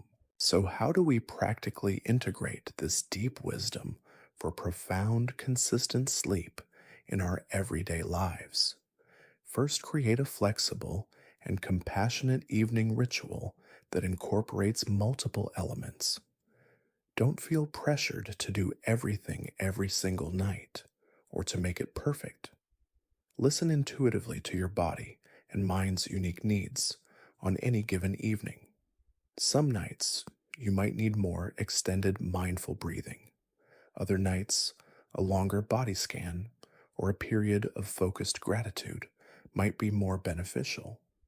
Perhaps a brief walking meditation to release residual energy, followed by some journaling to offload thoughts. The goal is gentle consistency, self kindness, and thoughtful engagement, not rigid perfection or adherence to a strict schedule. This ritual becomes a sacred container for your transition from the active world of waking to the healing realm of resting. Second practice, gentle awareness throughout your day, not just at night. Remember the river of thoughts, the illusion of control, the impermanence of stress, and the importance of mindful eating, even when you're actively awake and engaged in your daily tasks. By consistently bringing moments of mindfulness to your daily activities, you significantly reduce the accumulation of mental and physical tension that often spills over into the night, making sleep difficult. Your evening practice becomes easier and more effective because you've been practicing mindfulness and peace all day long. Third, and perhaps most importantly, respond to sleeplessness with deep compassion, not frustration or despair. If you find yourself awake in the middle of the night or unable to fall asleep initially, don't revert to old unhelpful patterns of self criticism, frantic effort, or anxious clock watching. Remember the middle way, acknowledge the wakefulness. Without judgment, return gently to a chosen anchor, like your breath or body sensations, and trust the process. Remind yourself with kindness, I am practicing allowing. My body and mind know how to rest, and they will in their own time. This compassionate acceptance, this deep self kindness, is profoundly powerful in disarming the anxiety that prevents sleep. Finally, remember the core liberating message that permeates all these teachings. Deep sleep is not a commodity you buy, a battle you win, or a performance you achieve. It is a natural state of profound rest, healing, and renewal, an inherent capacity of your being. It is not something you do or force, but something you allow to happen. The Buddhist teachings provide the skillful means, the compassionate tools to gently remove the obstacles, the busy mind, the heavy heart, the clinging to control, the resistance to impermanence that prevent this natural state from unfolding. By integrating these timeless wisdoms into the fabric of your life, you are not just managing insomnia, you are profoundly transforming your relationship with yourself, your mind, and the fundamental rhythm of life itself. You are cultivating a deep inner peace that extends far beyond the night, enriching your waking hours, enhancing your resilience, and bringing a profound, lasting sense of well being and contentment. This journey, rooted in ancient wisdom, gently guides you back to your innate capacity for peace and rest, allowing you to finally sleep soundly and awaken truly refreshed. As our journey through the Moon Temple concludes, reflect on the profound tapestry we've woven tonight, thread by precious thread. We began by understanding the burdened mind, learning to observe thoughts like a gentle river, allowing them to flow without entanglement. We grounded ourselves in mindful breathing and released physical tension through the body scan, consciously emptying our mental cups of preconceptions and rigid expectations. We then embraced the liberating truth of letting go of yesterday, choosing to inhabit the richness and reality of the present moment. The middle way taught us dynamic balance between active effort and compassionate surrender, leading to the profound freedom of non attachment to outcomes. We saw how resistance to difficulties, like unyielding stones in a flowing stream, yields to gentle adaptability, and how cultivating inner compassion transforms harsh self criticism into soothing acceptance. Releasing the illusion of control preparing our bodies through mindful eating and detoxing from digital overstimulation paved the way for internal harmony. We learned to listen for the profound quiet in the sound of silence and found grounding through mindful walking, ultimately embracing the liberating gift of impermanence in all things. Each step of this journey, each ancient teaching gently guides you back to your innate capacity for peace and your body's natural wisdom.